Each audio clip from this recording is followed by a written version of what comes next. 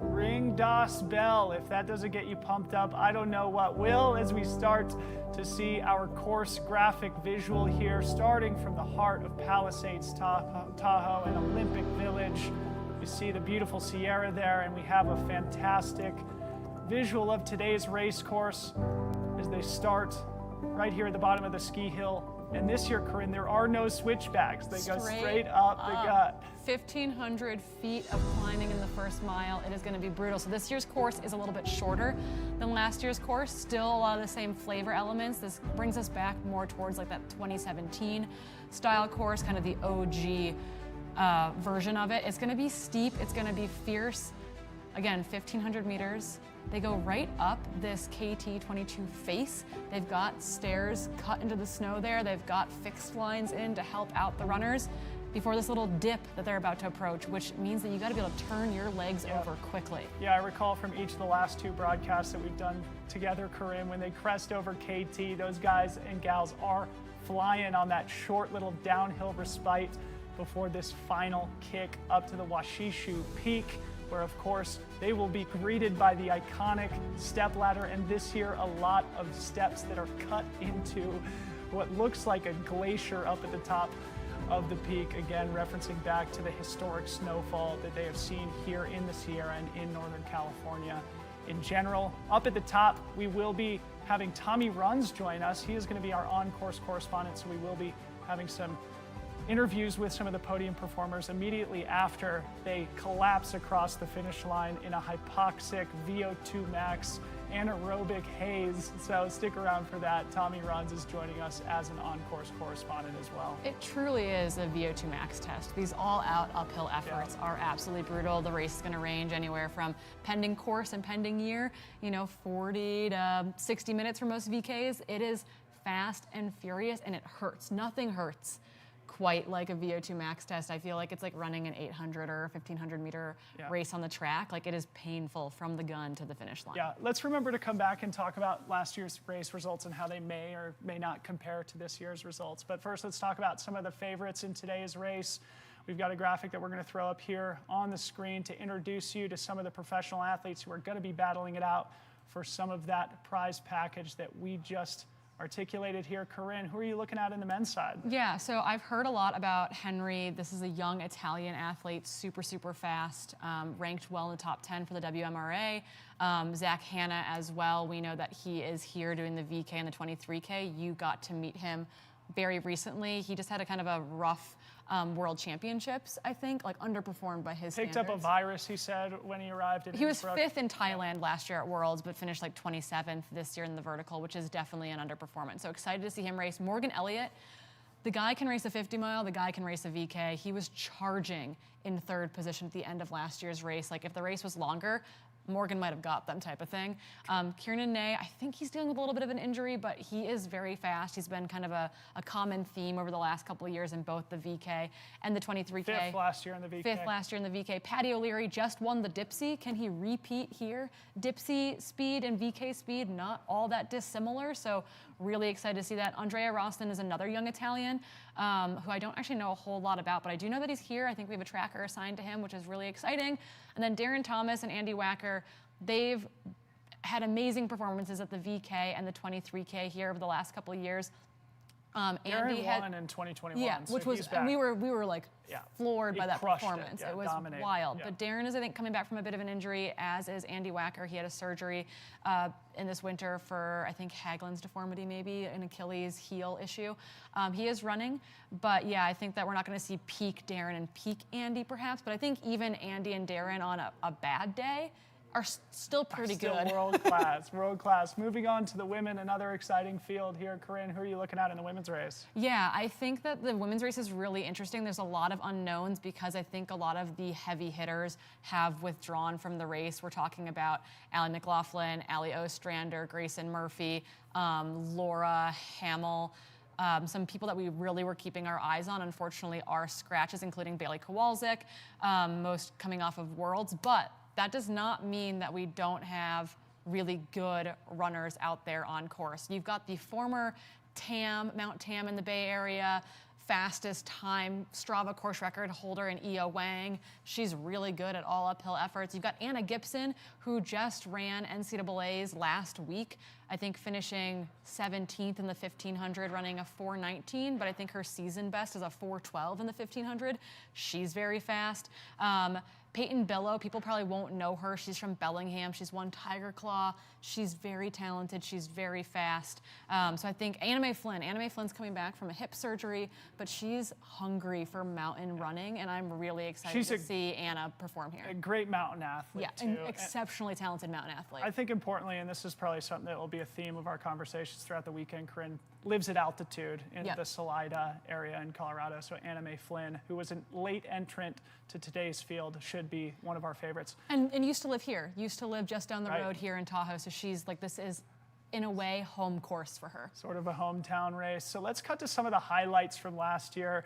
Last year's Vertical K was absolutely out of this world, insane entertainment for trail fans, and we had amazing drone footage that captured all of it. Our production team is going to put it up on screen for you here as we look back at Eli Hemming and Cam Smith engaged in the battle for the ages here at the VK in 2022. So this is giving you a preview of what today's course is going to look like, although it will probably be buried under several inches of lingering snowpack here. You'll see it's sort of a mix between kind of dirt road, service road type terrain, especially lower on the mountain before they get into that super steep technical single track higher up towards the peak. Yeah, I think that's called Red Dog Ridge last year, where we saw some of those moves being made. But yeah, Cam Smith there in front last year leading Eli Hemming. Eli, these are two guys on the scene last year that we are both being like introduced to, I feel like, in a big way. Cam is a ski mountaineering athlete, super talented. Eli Hemming comes from this triathlon background, kind of sprint triathlon, Olympic distance triathlon, really, really talented. And watching them both duke it out over the course of this race, who put a dig in there, who put a dig in there. We thought that, you know, Cam had made the move, and then all of a sudden Eli was coming back super hard. It was so exciting to watch this race. And again, Morgan Elliott was not that far behind them, charging as well. I think we had one drone in the air last year due to weather, and it was absolutely insane. Yeah, and how cool are these visuals here? And you'll see that's Cam Smith there in the black kit, who ultimately went on to secure a victory in 42 minutes and 25 seconds, about 11 seconds ahead of Eli Hemming. Again, this is highlights from the 2022 race. You see the wind blowing up there. I recall, Corinne, Eli and his partner Tabor, who are both here this weekend, were rocking that bald eagle t-shirt, dominating the course with swag. Here's Allie Mack. Allie's race was a world-class performance here last year. She won, I think, by over 2 minutes. Just a league of her own in this race. Allie just kind of had a disappointing Worlds performance. She wrote about it on Instagram. She's, you know, like was super vulnerable, kind of. She's taking a step back right now to rest and recover and get things kind of squared away for the rest of the season. But her run here last year was one for the record books. Just absolutely wild. Yeah, she is truly one of the most world-class athletes in the sport, going back to when she was a teenager and then racing at the University of Colorado, now focusing mostly on trails and mountains. She was a world champion last year in the vertical. Allie Mack will unfortunately not be joining us this year, but again, she did inspire in the 2022 Vertical K. To our production team, if you want to just share my screen real quick, I'd love to just show last year's results, and Corinne and I can talk about how these might compare to this year's results. So again, this is up on ultrasignup.com, one of our proud sponsors here of the broadcast. And we're not today. going to tease Dylan about how many tabs he has open, at least not for a little I'm while. working here. These are all relevant to today's broadcast. But yeah, so we were talking earlier before we went live about, you know, the course this year is a little bit shorter, it's a little bit steeper in places, and it's got snow on it. So, you know, is the shorter course going to be faster? Is the snow going to negate that? You know, what were our predictions for it? And I don't think we have a clear answer yet, but maybe comparable times. Maybe the snow is slower, but the course being shorter kind of speeds things up a little bit. Yep. One thing is for sure, without the switchbacks to start, these athletes will be going anaerobic pretty much straight out of the gates. Guys, if you want to share my screen again, I'll share the weather today for our viewing audience before we get into some of our other programming here. I think it's important for the audience to know just how perfect and beautiful it is here where Corinne and I sit in studio just outside the doors here. It's roughly about 50 degrees here in the village. We're expecting a high of about 69 degrees. Absolutely quintessential Bluebird Northern California day. I got a text from Ryan Thrower, who's up towards the peak, saying it's a cool, breezy, beautiful day up on the mountain also. And for those of you who don't remember this from last year, we had a 3-hour time delay on the VK because it was so windy. So this year, things are going off on time. Yep. Weather is perfect. The snow is going to be just the right amount of sloppy, I think. So we cannot wait. We're only about 10 minutes from start time, which means that we got one more person to introduce before we throw to the start line. That is the man behind the scenes making this all happen. We're gonna have to give a big hello to Mr. Scott Rokas.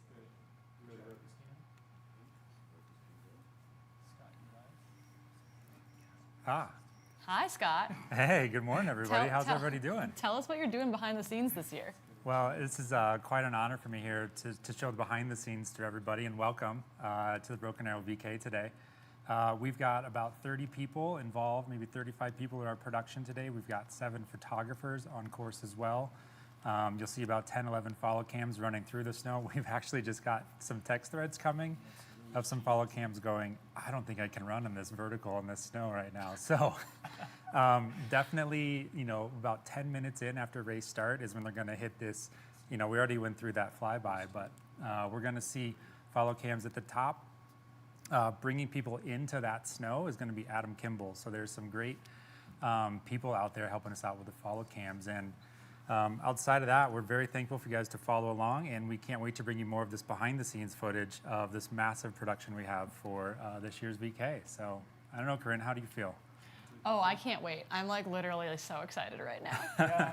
It's almost time to go. I think it is important for Corinne and I to thank the team that is behind the scenes, including Scott Rokas, who has been our producer, our executive producer the last 2 years, now working in-house for UltraSignup. That was a huge recruit by ultrasignup.com and the good people over there. So a big thank you to Scott Rokas and the team behind the scenes for putting this broadcast together here today.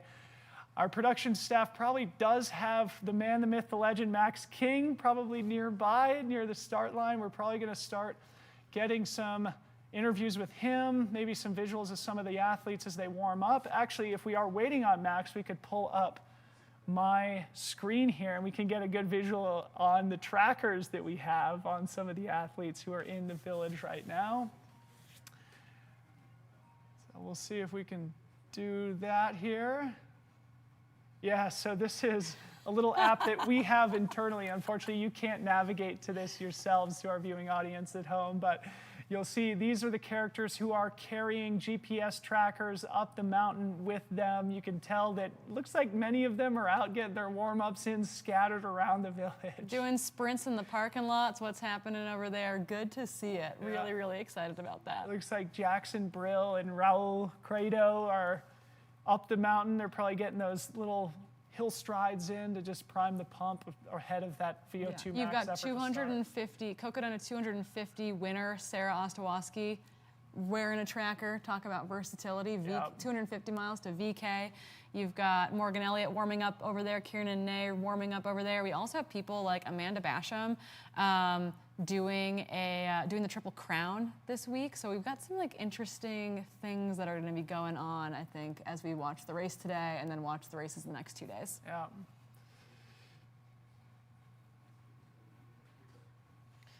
So before we throw to Max down at the start line, we do have some elite athlete vignettes, some behind the scenes look at the runners as they were preparing to come to Broken Arrow this weekend. We're going to throw to that now.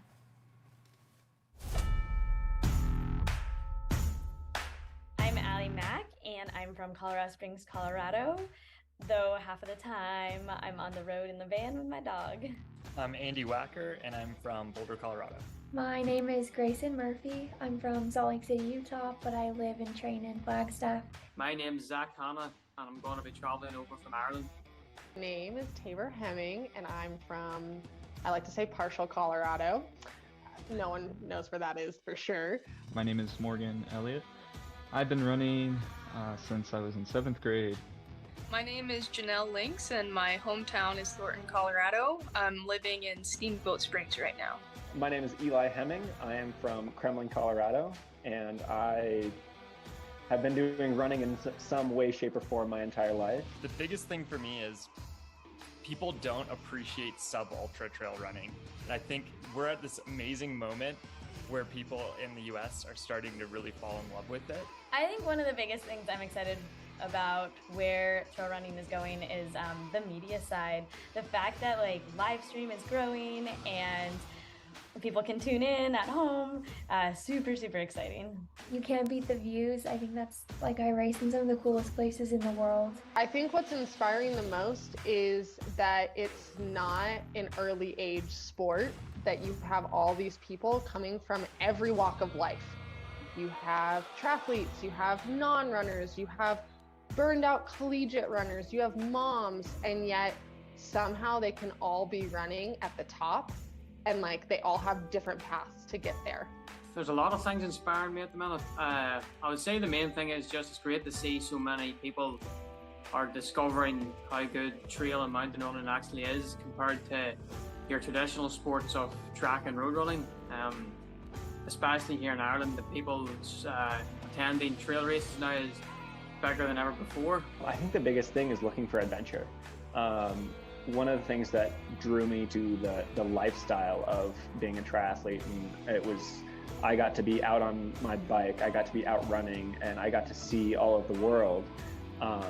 And then after a few years of doing it, I was going to the same places, staying in the same hotels, actually being out in the trails, seeing what the world has to provide everywhere in the world is just something that inspires me beyond all end.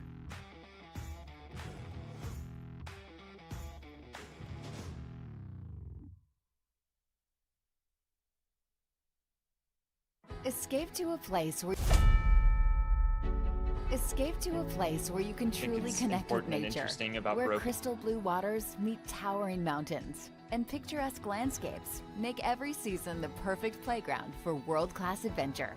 So dive in and feel what it's like to be on top of the world.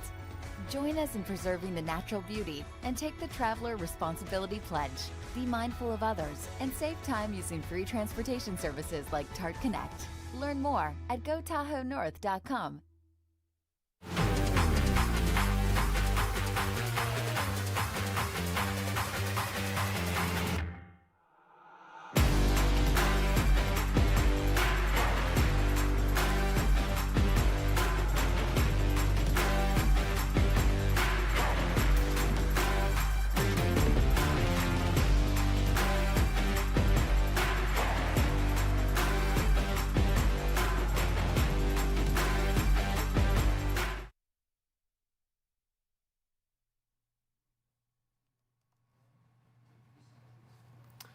And welcome back into studio here. My name is Dylan Bowman, joined by Corinne Malcolm. We should have been about 5 minutes away from the start line here of the VK, but we have just been informed that the start line has been pushed back probably about 10 or 15 minutes based on some backup, some congestion in the registration process. It's certainly not weather related as we look at the course here in the opening miles of today's VK. We have a comment here in the chat that I think is notable from one Kim Gaylord saying, Topher and I just hiked up and wow, the snow is tricky. I think poles with good baskets are helpful. This is going to be epic, so don't go anywhere. Even though we've got a little bit of a delay here until the start time, you are not going to want to miss any of today's action. Corinne, one of the things I'd love to talk about with you before we get to some of our start line interviews is something that Andy Wacker mentioned here, and that is just like the growth and excitement within sub-ultra distance trail racing right now. Yeah, I think that it's one of those things where that is where trail running really originated from in a big way. It's been the World Mountain Running Cup has been around for forever. We're talking 50 plus years at this point. Older than many of the oldest ultras in the US and in Europe, et cetera. So I think that it's one of those things where it's like, as live streaming and live broadcasts become more of a thing, there's this recognition of sub-ultra, I'm gonna use quotes there, right, of trail racing being really exciting to watch because you can fit a lot of stuff into 90 minutes or an hour or 2 hours, which is maybe more interesting than a 20 or 24 hour race. I mean, I'm biased, I run 100-mile races predominantly. I'm curious about the 200-mile races, but from a viewership idea, a VK, a trail marathon, et cetera, that is exciting, that is engaging, and I think that's why we're seeing this renaissance in the, as we keep calling it, the sub-ultra space. Yeah, it's just a lot more accessible, right? And I think that's one of the things that makes Broken Arrow so great. Here in the US, a lot of races like the Western States 100 or the Leadville 100 or Hard Rock, they just carry this big mystique, and it attracts people to the curiosity of, can I run 100 miles? But there's so many people who just want to go out and run a 10K, go run a 23K, go do a VK, and there really is so much to enjoy about this sport in the short distance trail racing scene, and it really is great to see it developing, not only on the professional end, but also just the growth and participation. I know we'll talk a lot about the growth of Broken Arrow in particular, but, for example, this is one of the biggest races by participation in the country. It's over 2,800 people will take one of the start lines here at Broken Arrow this weekend. Hence the backup at registration right now, hence right? the backup. Right? We are funneling a lot of humans to get those bibs. Yeah, it's an interesting, I think it's interesting. We heard a lot of those athletes in those pre-race interviews talk about how they're in it for the adventure. They get to move their bodies in really cool places, including up here outside of Palisades Tahoe. I think that is what draws many of us to trail running to begin with. And while, yes, some of us like to go tromp around for a long time in the woods, there's a lot to be seen just in your backyard, just up that local hill, just up that local mountain. And I think that is a beautiful thing that many of us can relate to and share in a way that feels very, very attainable. Well, it's in my mind. I think it's relevant given where we're sitting now. Corinne Malcolm, my co-host here, is also the FKT holder on the Tahoe Rim Trail, the 157 mile... 174 miles. 174 mile loop around Lake Tahoe. How long did that take? 44 hours. 44 hours. We're probably going to see about 44-minute finishing time here in the VK. So, but that's the beauty of it. It's the same and one sport. of our follow cam guys is Adam Kimball. He's the other person with the Tahoe Rim Trail FKT. So yeah, a lot of us like to run for a very long time, but a VK, 44 minutes, I can get on board with that. Shout out Adam Kimball and all the hard work he's putting in this weekend too. Again, we've got a screen here, a picture-in-picture, but on the right side, you will notice this is the VK course. This will not look familiar to people who watched the broadcast last year because, of course, last year's course was mostly dry. This year, this is fairly low on the mountain. I think they said that they're expecting probably 70% snow coverage throughout the various races this weekend, so that will definitely add a little bit of complication. I don't know, Corinne, if you were racing this, how would you approach it from like a gear and a traction perspective?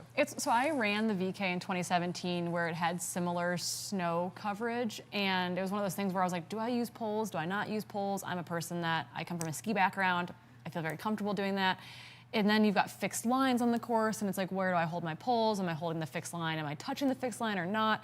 I think that those are big questions for people out there. I think for the VK, you can get away without necessarily utilizing poles on the snow today. I do think for the 23K and the 46K, that becomes more of a good idea. But that being said, most hiking and running poles are designed with very small ferrules, the pointy end of your pole.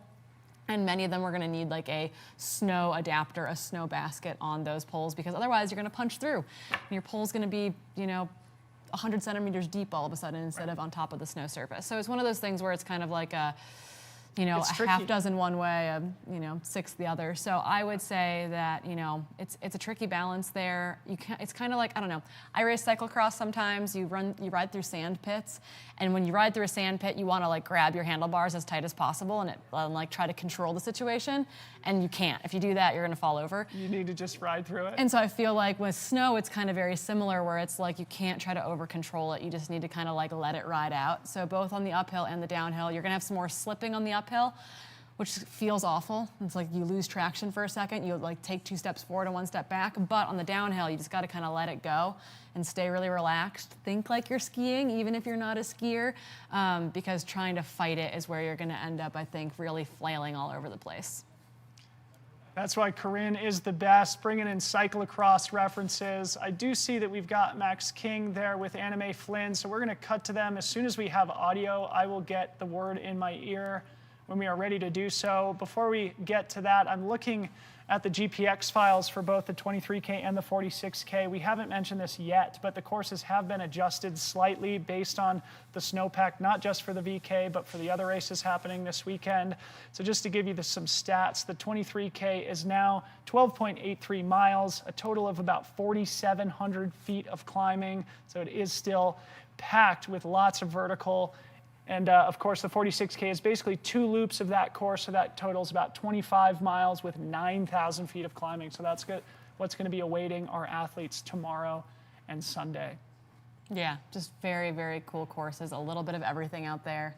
Some good fun uphill, some good fun sloppy downhill.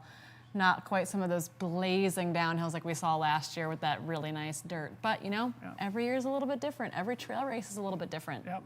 And those aren't the only races this weekend. I think it's worth repeating that we will be devoting the second half of our broadcast here today to the Iron Face Challenge, which is sort of a mix between running and climbing and adventuring on the Via Ferrata, as Corinne mentioned earlier. There's also an 11K. There's also some psychopaths who do the Triple Crown, who do the VK, the 46K, and the 23K, all in 3 back-to-back-to-back days. So again, as we've mentioned several times here, there really is an adventure for everybody here at Broken Arrow. Yeah, there's so much to do. The kids race, the 11K. The kids race. Et cetera. And a lot of the women that we're going to be following today, and I think a couple of the men as well, are doing that Triple Crown. You've got Lindsay Allison, you've got Amanda Basham, you've got Arroyo Sio. You've got a number of, like, actually the Triple Crown competition on the women's side is like kind of stout. Yeah. I'm very excited for it. Awesome. So maybe as we continue to wait here for Max King to come up, let's tease some of the things that you and I are doing this afternoon and tomorrow. Yeah, totally. So this afternoon, as soon as we end here around 1:15, 1:30, I'm going to be making my way over to the big stage in the center of the village, where at 2 p.m. we will have the women's 46K elite panel, joined by the likes of Amanda Basham, who will be fresh off the VK, Lucy Bartholomew, Peyton Thomas. I'm not sure she's joining us for the 46K or the 23K, but I think Brendan is also now down there on mic too. We'll see if we can get some audio from the start line. But yeah, there's elite panels going on, very, very fun. Looks like we've got Tommy Runs here. Tommy, can you hear us? What's up?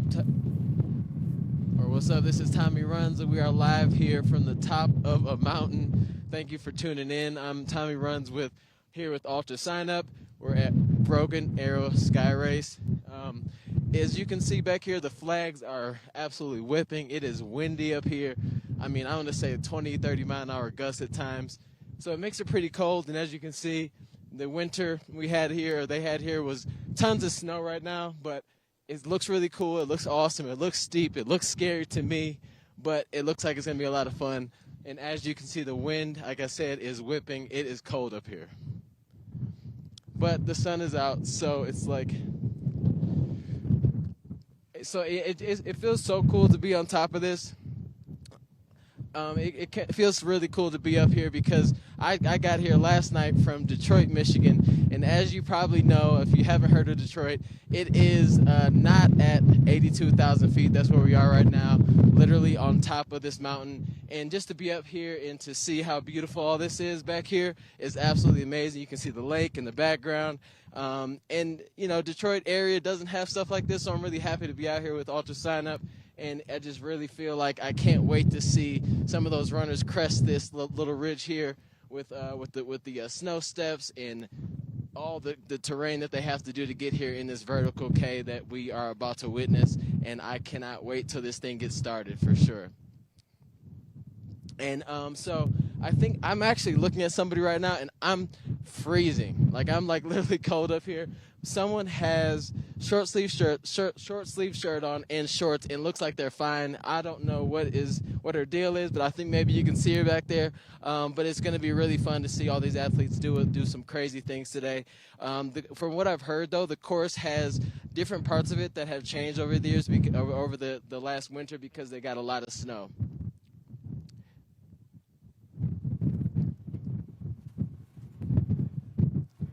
All right, we're going to send it back to the booth right now, and I'll go try to warm up a little bit. Thanks so much, Tommy. Yeah, Tommy cold sounds up there. cold. Yeah. He sounds really cold out there. He's from Detroit, Michigan, too. He's not unfamiliar with cold weather. That's for sure. Send him to altitude. Yeah. Put him on top of the mountain, see what happens. Really happy to have him joining us for the broadcast this weekend. Absolutely, and again, he's going to be doing some finish line interviews with our champions and podium finishers, and we are actually hoping to get some of the podium finishers here in studio with us for the second half of the broadcast too. For those who don't know, once they finish at the top of the mountain, everybody basically traverses across to the tram and then takes the tram back down here to the village. So it'll take a little time to get some of the people into the studio with us, but we are hoping to do that in the second half of the broadcast. And I think we've got Max King at the start line. Let's see if we can pull him up. Max, can you hear us?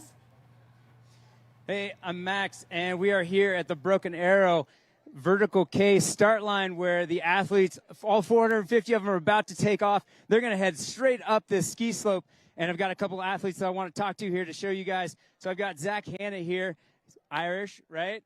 Yep. And so this is first time racing here? First time visiting America. And what do you think of this course, and where are you going to make your move today? The course looks absolutely incredible. I've never raced in snow before, so it's another new thing to experience as well. But as for my move, haven't the clue. Just have to see how everyone else is racing, and if the timing's right, I'll just have to go with it, see how I feel. Yeah, that's awesome. Well, good luck today. I'm going to grab Anna Mae here. Anna Mae, come on over here. I want to get this finish line or the start line in the background here, because this is phenomenal, right? You've got so many people that you're going to be running with today. What's this mass start like for you guys? Oh, it's incredible. I mean, just to have been here, I guess the second year that Broken Arrow began, and just seeing it grow over the years it's just fun to see this community grow, and people come to Olympic Valley and just see what really mountain running is in America. And this year we're back to kind of the 2017 course, where we're heading straight up the ski slope. You guys are going to run into a whole bunch of snow up there. Any part of the course that you're nervous about? Not really. I feel like the year I did it was a snow year, so it just kind of feels like get to the snow, and at that point, it's tough to pass people, so try and get in good position and then grind your way to the top. And do you, what do you do on that little downhill? You got that little downhill right in the middle. Do you just absolutely sprint, or do you kind of recover right there? I sprint it, because I feel like I would hate for somebody to pass me at that point. So you've already worked so hard to get there, so you might as well just keep on charging. Just sprint it all out, charge up the hill, get to the top as quick as you can, right? Yeah. So that's awesome. Well, good luck. Have fun. You better get to that start line. You've got 4 minutes to go. So thanks for talking. I'm so excited to see both those athletes race. So Thank you, Max. And thanks to our production staff. That was so cool. For those who don't know, Max King, all-time legend of the game, not racing here at Broken Arrow, but he is a veteran here of the Broken Arrow SKYRACE. Anna Mae Flynn, a great champion American athlete from Colorado. And of course, Zach Hanna, one of the great young new characters here at Broken Arrow for the first time. And we do have Brendan Madigan there at the start line. I see him looking at his watch, so we'll await the word from the production team as to when we cut to Brendan to send these athletes up the hill for today's vertical K. Yeah, Kim Gaylord in the chat talking about how the snow's softening up a little bit, and so the team is actually cutting in more steps as we speak. So the delay has been beneficial to the, 450 athletes that are about to embark from that start line. There's our race director, Travis Longcar in the chat here reminding us that Anna Mae was second in 2017, again on a snow course. So Anna Mae knows how to race this, finishing on the podium in years past.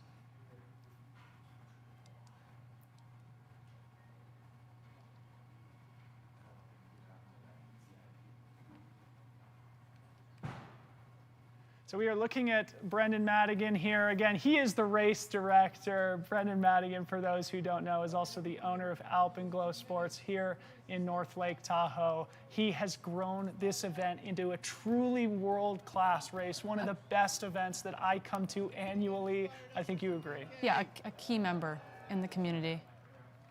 We're gonna see if he's got a mic that works. But truly a key member in the community. He's been doing absolutely amazing work via this race, via the shop, via the speaker series he puts on. He is okay, everybody. So important. Let's give a big round of applause for everyone who showed up today. Come on now. I'd like to welcome you to the 7th edition of the Broken Arrow Sky Race presented by Solomon. On behalf of our entire Broken Arrow organization, I'd like to welcome you to the kickoff of the 2023 World Mountain Running Association World Cup presented by Valsir. Let's give it up for WMRA, folks. We'd be remiss to not acknowledge that we are recreating on the sacred lands of the Washoe, and for that we are grateful and privileged. Just like to take a minute to acknowledge that. And I have to ask everyone here at the start line, are you ready for 50-mile-an-hour gusts and one of the best days of your damn lives? So before we start, because whether you finish first or last at the Broken Arrow Sky Race, all of you are rock stars. I want you to turn to the person on your left and turn to the person on your right and give them a big hug. Handshakes and fist bumps are okay too. All right, everybody. We're going to count down from 10, 9, count with me, 8, 7.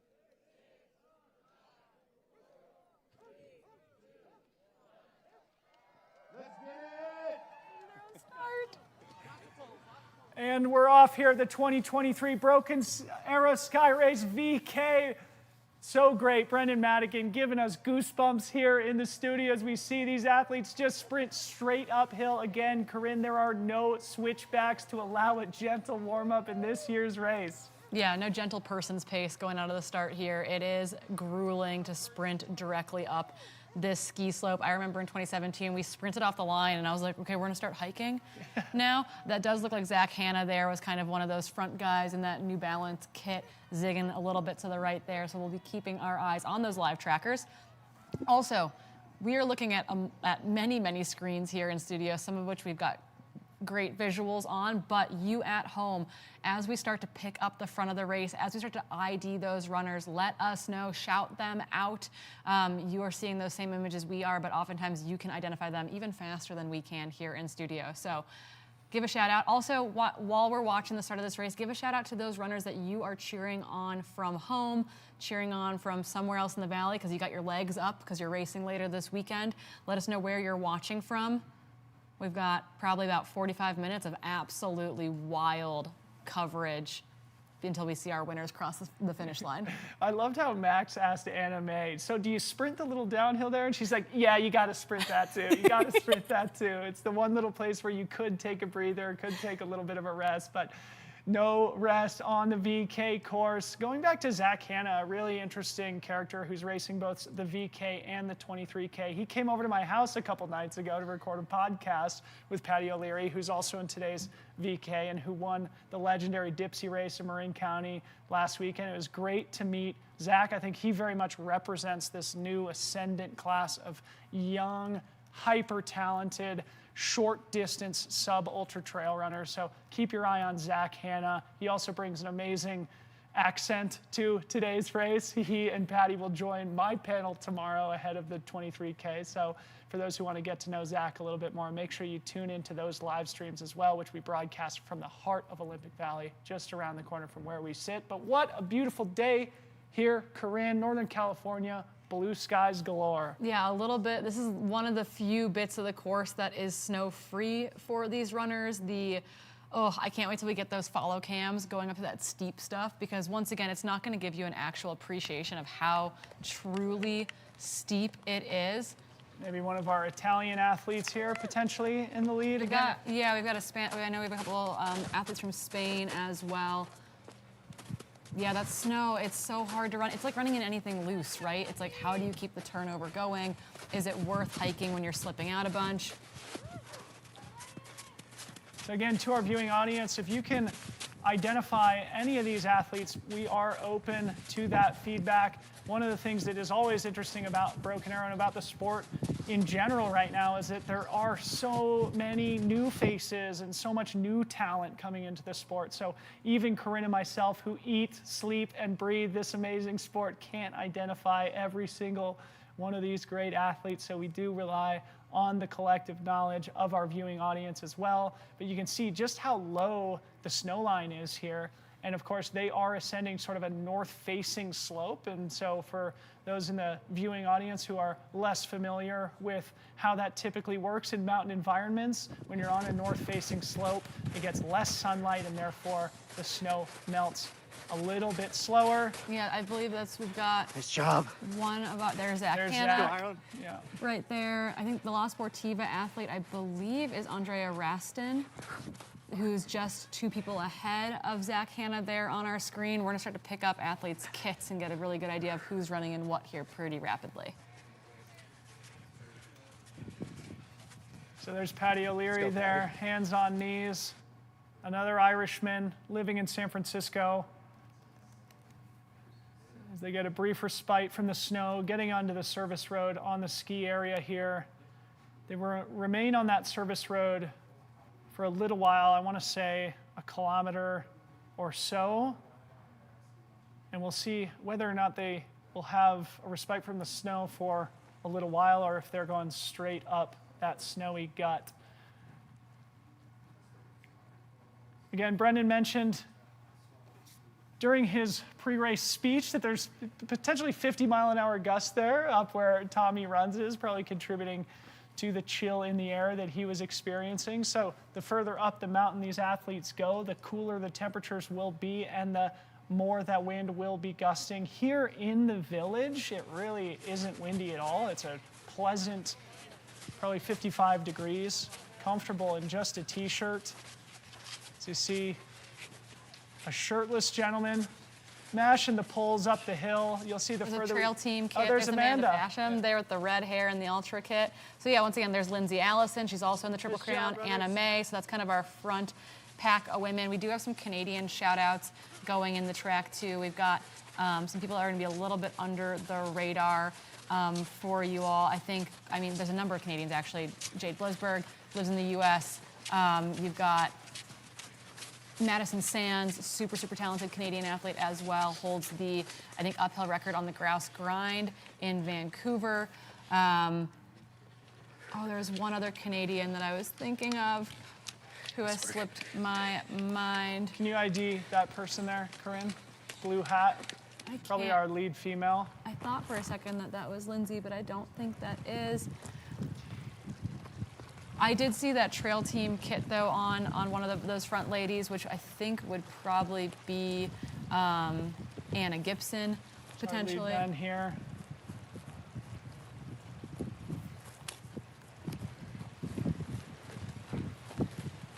This, I think, is probably the European contingent here, Corinne. I don't know if you can ID any of those athletes. That looked like Andrea Rastin and La Sportiva Henry. Kit. Yeah. So Henry Amondo, if that is in fact in the North Face kit, I believe. Oh, right. Okay. Yeah. So he's in the North Face kit. Again, he's, I think, ranked number 8 in the World Mountain Running Association rankings. So he comes in as the top ranked athlete in today's field as we get some drone footage looking a little bit further up the mountain. Coming back to one of our leading male athletes here. Corinne, did you happen to see Jeshrin Small on the start line today? Because he was one of the people that I was really looking forward to. Yeah, and I think he's in the VK and the 23K. I don't know if he started the VK or not this morning. I did not get an image or a good picture of him there, but we'll see if we can figure out if he made it off the start line. If he's got a tracker on him and it didn't leave the start line, that would be a good indicator that he is not up the hill. And it looks like some of those might be Some trackers that are not off the start line on our end are Andrea Roston, Chris Richards, Io Wang, and I'm not sure if that is accurate or not, because Christina Randrup should be racing all 3 races in the Triple Crown as well, and there's no tracker leaving the start for her either. So I'm wondering if that is a tracker. There's Patty O'Leary on your screen there, last week's Dipsy champion. Out for another red line. Kiernan May, Jeshrin Smalls right there. Okay, so great. Kiernan and Jeshrin are right together there. Kiernan's in those red shorts and the white singlet. Jeshrin just behind him there as well. They were just at the Vail GoPro Games last week, throwing down there. That looked... Jeshrin was one of the fun stories from our broadcast at the Canyons by UTMB races. About 2 months ago now, Corinne Jeshrin was just behind Hayden Hawks in second place in the 50-kilometer race there, giving Hayden a battle all the way to the finish line there at the Canyons 50K. Jeshrin, again, also kind of represents this young, new generation of talent coming into the sport now. So he's going to be one of the factors here in the Vertical K today. Looking at this drone footage as the runners approach that snow field where they'll march directly up to the ridge line, gaining the ridge, where they'll start to make their way up towards KT and the merciful respite of that quick downhill. Looking at Amanda Basham, mother of 2, world-class athlete who's been a top performer in the sport internationally for the last, 8 to 10 years at this point. Getting ready for UTMB at the end of August after not getting a golden ticket into Western States this year. She is here doing the Triple Crown. And again, like I said, this women's Triple Crown performance, the competition between the women that are going to be doing not 1, not 2, but 3 races this weekend is going to be absolutely bonkers. Look at this, standing room only. We've got bleacher seating here for the VK as everybody just stares uphill. And how great is this? How refreshing. Nobody's got their phone out. They're just staring straight up the mountain, beholding the bravery of these courageous athletes. Oh, they're looking at a screen. Excuse me. They're looking at the Jumbotron. They're watching themselves on the Jumbotron. Yeah, that's pretty awesome. So again, a big thank you to UltraSignup for making today's broadcast possible. The great tool for race directors like myself. We use UltraSignup for our registration for Gorge Waterfalls. They use it here for Broken Arrow. You can go look at the archive of all the different race results from events throughout North America. Yeah, as so we we look need... back at the lead pack here, the gentleman in the La Sportiva kit, an enigma to us here in the studio. So again, please, if you can ID that person, let us know in the chat.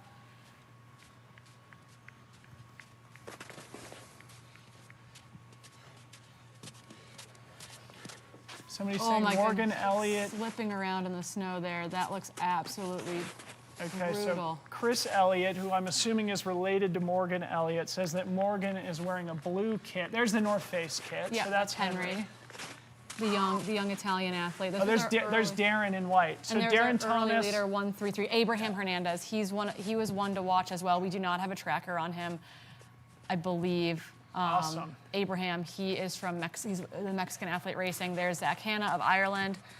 Yeah, snow, if you're unfamiliar with it, it can be kind of a tricky thing to move up. Yeah. It's like running up a sand dune. Yeah, going back to Darren Thomas, who was sitting in, I think, about 4th place position there. We just saw him march past us. He was the champion here in 2021, and then he finished in heartbreaking 2 seconds behind Joe Gray in that 23K race. Corinne, I'm sure they were like charging to. He was one for the ages. Was closing, etc. We're pretty sure that La Sportiva kit is Andrea. Great. So we're fairly certain there. His tracker's not on his person, it would seem. But we're pretty sure that is who is leading right now in that La Sportiva kit. Look at that. We've got a conga line up a snowfield. This is trail running, folks.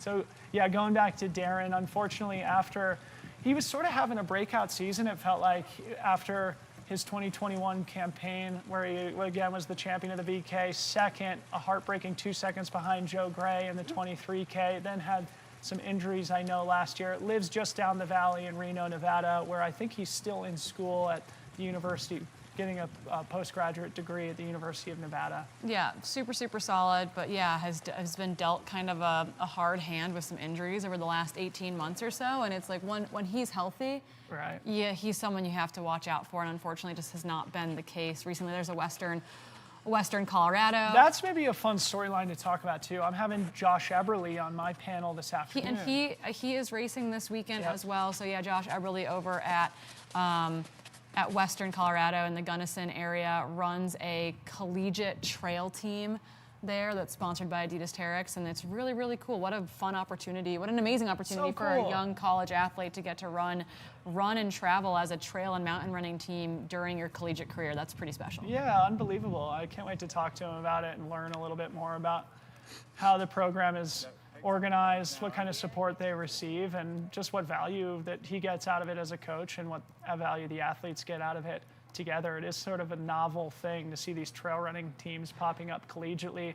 Andrea is opening up a big gap here, folks. If you're familiar with the Tour de France, this is exactly what happens here in trail running also. Yeah, he was 14th at Worlds last year in the vertical, flew over to California, no big deal, here to get those World Mountain Running Association points. But behind him, it looks like Darren Thomas has now slipped into second place. If that white t-shirt is any indication of who that athlete is. Again, Darren Thomas knows this course probably better than Andrea. He has won this race in the past, so potentially pacing himself a little bit better to make a comeback later on in the event. But Andrea has definitely opened up a gap here in the men's race. Yeah, and then we're going to try to get eyes on our leading ladies as well. We've been able to see Amanda Basham in that field. We believe we had eyes on Anna Gibson. Carly Rempel is the other woman who I could not think of, who's Canadian. The other Andy Wacker's other half, super talented, was on the Canadian team at Worlds just last week as well. She is a phenomenal uphill athlete. So we are approaching the 15-minute mark in today's race. Again, going back to last year's results, Cam Smith was our champion in just over 42 minutes. It's hard to know how that time will compare to this year, given the change in the course and given the tough underfoot conditions, as we see the lead women's pack pass our steady Cam here on the mountain. Still bunched up there as they make their way through probably the first third of today's race. There was a craft kit there, so Arroyo Cio is in that group as well, but they seemed pretty bunched up. It did not seem like we had anyone off the front in that women's pack, but we'll get a better idea as they crest this climb here as well. Wow, Andrea is putting on a bit of a show right now. He is definitely separating himself from the rest of the field, switching into a run right there. Did you see, like, that is looking good really, too. Really good vertical performance. Yeah, we had a temporary miss ID there. Zach Hanna is behind him in the New Balance kit. This is Andrea Rostin of Italy, just recently 14th at the World Championships just last week in Austria. Very cool to see. Don't know much about him. We've got Francesco Pupi here in the chat. Francesco, if you would like to educate some of us about Andrea besides his World Championship performance, we would love to learn a little bit more about him. But how great is it to have a young Italian athlete here leading today's race, coming all the way to Northern California to test himself in the beautiful Sierra, which we see here surrounding Lake Tahoe, one of the most picturesque places in the entire world. And we are lucky to be back, Corinne and I, for the third year in a row, manning the broadcast, looking back down at the snowfield and the conga line. Let's see how many participants we had in today's race. I'll pull that up. Yeah, and Aid Station Fireball, our boy Liam in the chat, thinks that the woman that we saw right with Anna May was Madison Sands. We don't have any official ID on that at this point, but we are going to work to get kind of that ID going. We're further up the climb now, it looks like. There's Zach Hanna again in that New Balance kit. First time over here racing, first time over here on snow. So again, looks that's like he's in fourth, now. I believe. Yep. Yeah, so that would be, you've got Henry in that green kit, you've got Darren Thomas in the white shirt, you've got Zach Hanna in the New Balance singlet. They still have Andrea in sight, but he is up the next bump above them there. Man, he's got a big gap now. This is so steep, and he is pulling away from the rest of the field right now. Yeah, putting on a dominant early performance here. Again, this is basically a flat-out type effort. Most of these runners will basically be pushing almost as hard as they can or whatever they feel is sustainable for that 40 to 50-minute intensity. But what a great group of athletes out front, Corinne. It looks like we have about 300 people in today's race in the VK. Again, there's, I think, over 2,800 people total racing one of the Broken Arrow events this weekend. Tomorrow in the 46K, it looks like we have 679 registered participants. The 23K on Sunday, 777 registered participants, almost 500 in the 11K. And let's check out the Iron Face, which again is happening later this afternoon. And I'm following some of the background GPS trackers that we have going right now. I don't think that they are perfect, but it looks like women at the front of our race could be Jade Blisberg, Sarah Wilhot, Anna Gibson, Nicole Marisol, Annie Dube, Carly Rempel, Amanda Basham, Anna Mae Flynn, Danielle Marquette, I believe, are all kind of bunched together. It's possible that Jade and Anna Gibson are at the front of the race, but we're gonna need to get some official IDs of our race leaders in the women's field to be able to tell you for certain, just because I saw Rhea Sia out on course and we did not get a proper ID on her. Yep, and you can see a graphic of the course profile along the bottom of your screen here. One of the things that we've mentioned a couple of times is there is that downhill/flat respite just after the KT22 summit.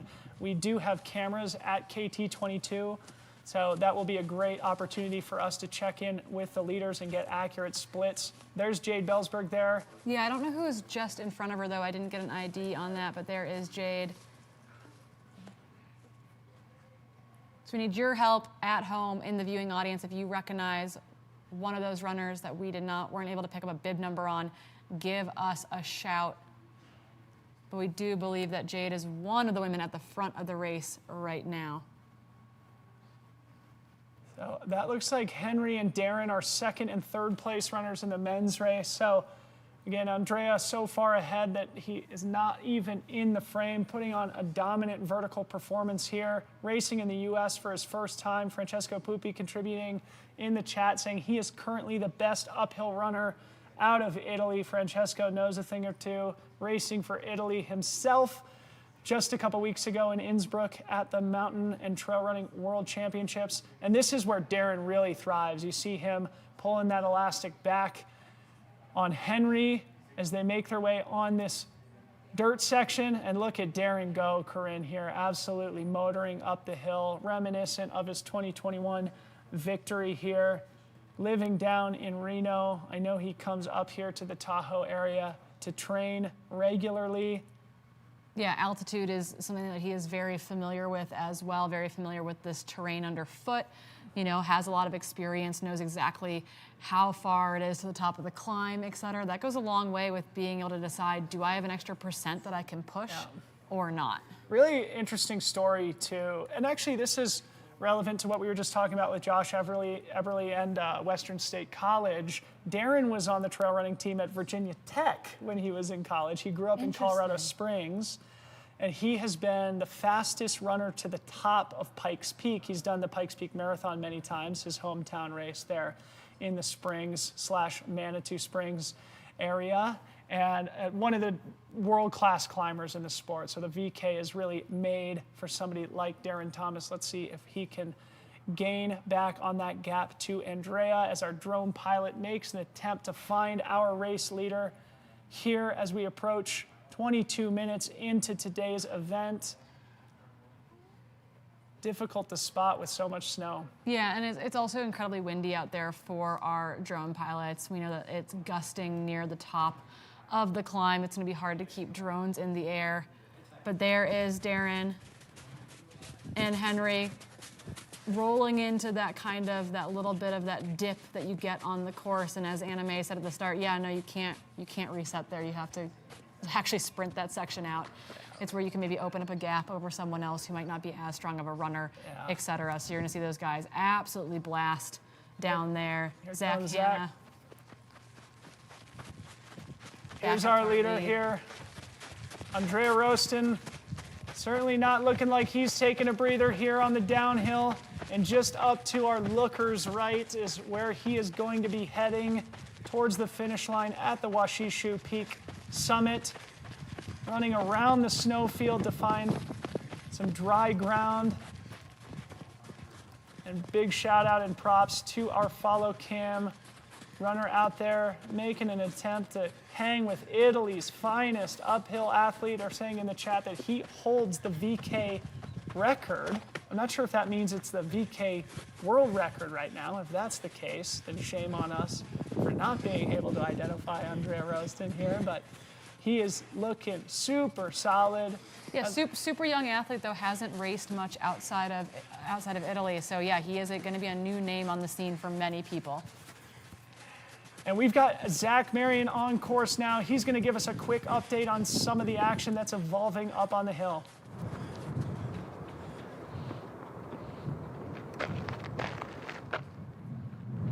What is going on, everyone? It is Zach Marion here at the saddle between the two high points. I'm about 8,000 feet, and we had F1 go through, and in a short distance behind them, we have F2 and 3. They are battling it out. Through here, they're going to hit the saddle, come up into the snow, and it is some slick snow right now, so it's got a nice pack to it, so going up is going to be a challenge because it's just so off camber. So these guys got their work cut out for them going up to the top. It's going to be about another half mile of snow, and then they're on some dry trail all the way to the peak. Big thanks to Zach for that perspective. Some more athletes coming here now. The men are starting to come through. We're waiting for female 1 to come through any moment now. You guys can see out there, they are looking fantastic, getting this nice little brief downhill, so it really helps them out a lot to freshen up those legs before that last lactic acid push to the top.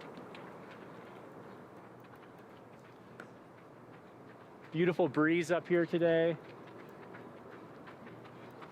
F1 went flying through here looking smooth. We gave him a nice little cheer, gave us a cheer back. He's looking happy. He's making this course look easy. You had Andy Wacker, who obviously a phenomenal athlete, having been here before and performed very, very well. Not too far behind him. This last push, moves can still be made. This snow is going to be a challenge, but they've got a nice dry trail up to the peak.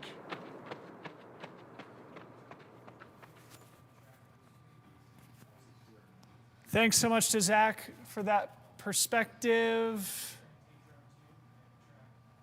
If F1 is the gal in the pink crop, I believe that's Nicole Maricel, if that is the case. Wow, OCR athlete. OCR world champion, 2019 world champion, Spartan world champion in the OCR discipline, the obstacle course racing. She's incredibly fast, comes from a good running background, has dealt with her fair share of injuries.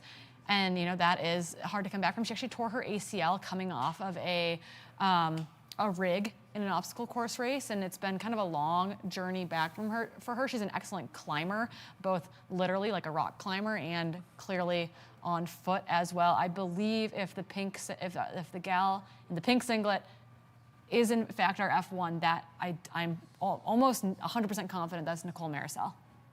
Reports from the course that our men's leader, Andrea Roaston, has an 80-second lead on the group that included Henry and Darren in second and third place. If that is in fact accurate, that is a commanding lead here in the first half. Now moving into the second half of today's VK, 80 seconds. One of the things we are not going to see, it seems, today is a repeat of the battle that we saw last year between Cam Smith and Eli Hemming. So Andrea Roaston out front, taking commanding lead here in the VK, and they are clarifying here in the chat, Corinne, that I think is important to mention here on air, that Andrea's record is not the world record, but in fact it is sort of a record on an iconic vertical course in Europe, the Palisades Vertical, which is also part of the Valsir Mountain Running World Cup. So a big thank you to Hector and Alessandro in the chat for clarifying that. That's Morgan Elliott, who just passed our steady cam there, using poles again this year. Remembering back to last year, both Cam, Ali Mack, Eli Hemming, Tabor, none of them were using poles, but Morgan Elliott was. He's got the poles out again here today. Yeah, other people that we believe are up in the front in that women's race include Anna Gibson. I'm kind of wondering if she's the gal in the orange singlet. I know that sounds super not high tech of me to try to figure out what is happening in the women's field, but we are doing the best we can with the information we have in front of us. The other gal who I believe is up in that front group, where did her tracker just bop off to? Let me see if I can pull it up on my end. It disappeared completely from the tracker. While you look at that here, we've got an update from Steve Josepher here in the chat. Another good anecdote that Nicole, who we anticipate is the race leader in the women's race right now, was third in the GoPro Mountain Games last week behind Janelle Lynx and Danny Moreno. Yeah, super, like in super phenomenal shape right now to put together a really good performance.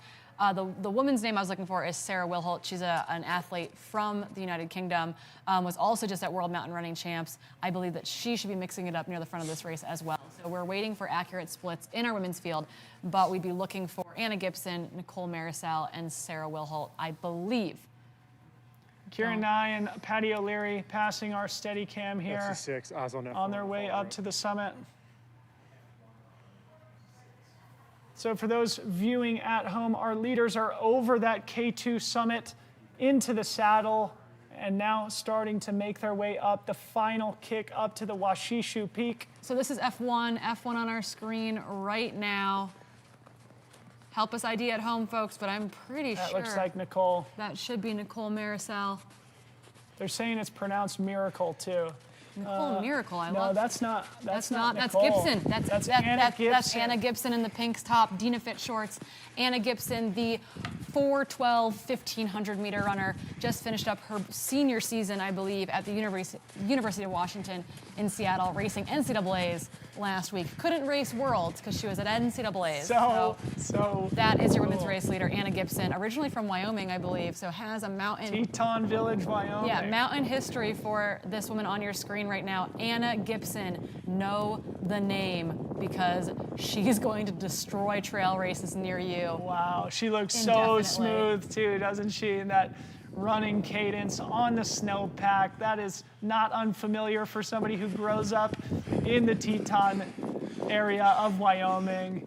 Anna Gibson, again, representative of this new age of super talented athletes coming into the sport from all different disciplines. I think it bears repeating that Nicole Miracle, also a world champion obstacle course racer. Remembering back to last year's champion, Cam Smith, he is a phenomenal ski mountaineer. Eli Hemming, Sophia Lockley in the race last year. Nordic skiers. Sam Hendry, etc. So yeah, we love this crossover that's coming to the sport. The trail team, which Andy Wacker is heading up right now, is a large part of the reason why we're seeing more support and more pull from these athletes into the sport. Anna Gibson being associated with what they're doing over there as well. So really excited to see Anna Gibson showing up here. She was my pick. I'm not to say I'm not biased, but she might have been my free trail fantasy pick. So Anna Gibson, currently your race leader on the women's side, will be working to get IDs on F2 and F3 as well. As we look at some of the mid-pack runners cruising up the mountain here on a beautiful bluebird day on one of the bare patches of dirt in between these massive snow fields that are the trademark of this year's Broken Arrow Sky Race. We do anticipate that the 46K and 23K will be about 70% covered in snow over the next couple of days. So this is one for the ages, one for the history books. It will be a memorable version, memorable edition of the Broken Arrow Sky Race. Yeah, run where you can, hike where you can't. It is going to be quite the snowy weekend out there. This, I believe, is F2. We're gonna try to get ID on F2 for you all. That's definitely not Nicole either. That is definitely not Nicole. Is this Sarah Willett? Yes, Sarah, thank you for the crew in the back helping me with the IDs. Sarah Willett, this is the athlete from the UK, just ran at Worlds in Austria as well in the vertical and maybe the short distance trail. She is a phenomenal, I believe, fell runner, super talented in the mountainous terrain. So yeah, Anna Gibson, followed by Sarah Willett. So I would say Anna Gibson's probably at least 80 seconds, probably closer to 2 minutes ahead of second place Sarah Willett's there. Andrea Roston has at least an 80-second lead here, and he is definitely not slowing down. For those who may have been speculating that he went out too fast, the dude is still charging. You'll notice the hands on knees strategy and technique here from our Italian champion who made his way all the way over here to California to race for the first time. Cruising on the left-hand side of this snowbank on what is typically a service road in the summertime here on the ski resort, breaking back into a running cadence, has some fresh swaggy socks on.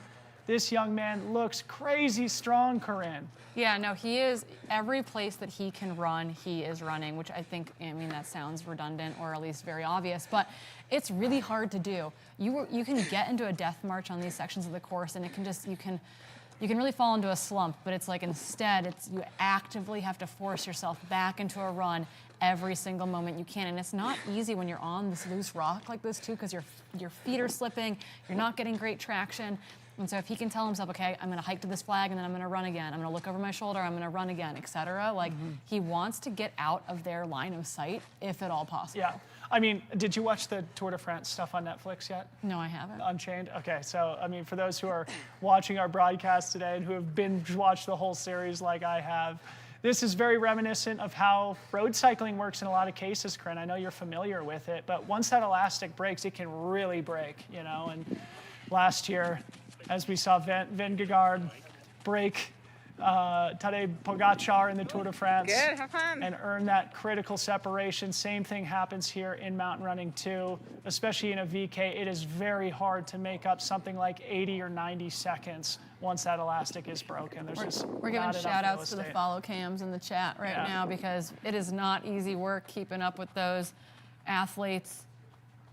I feel like there have been years where we've been able to hear their gasps for air in the live feed as well. So our follow cams out there are putting in the hard work this weekend to try to get you all those images from the ground, as well as our drone pilots that are keeping the birds up in the sky.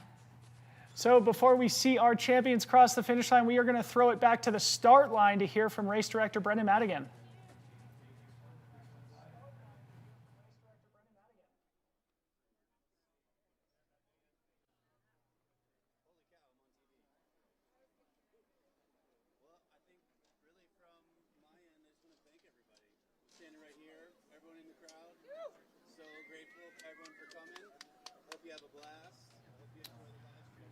Okay, we've lost audio down at the start line. We're gonna see if we can bring you some more cams from the course. We're waiting for our race leaders to make it up towards the infamous stairway to heaven before they hit those final cut-in steps up at the top. If we can flip to a split screen so we can see some Cam 4.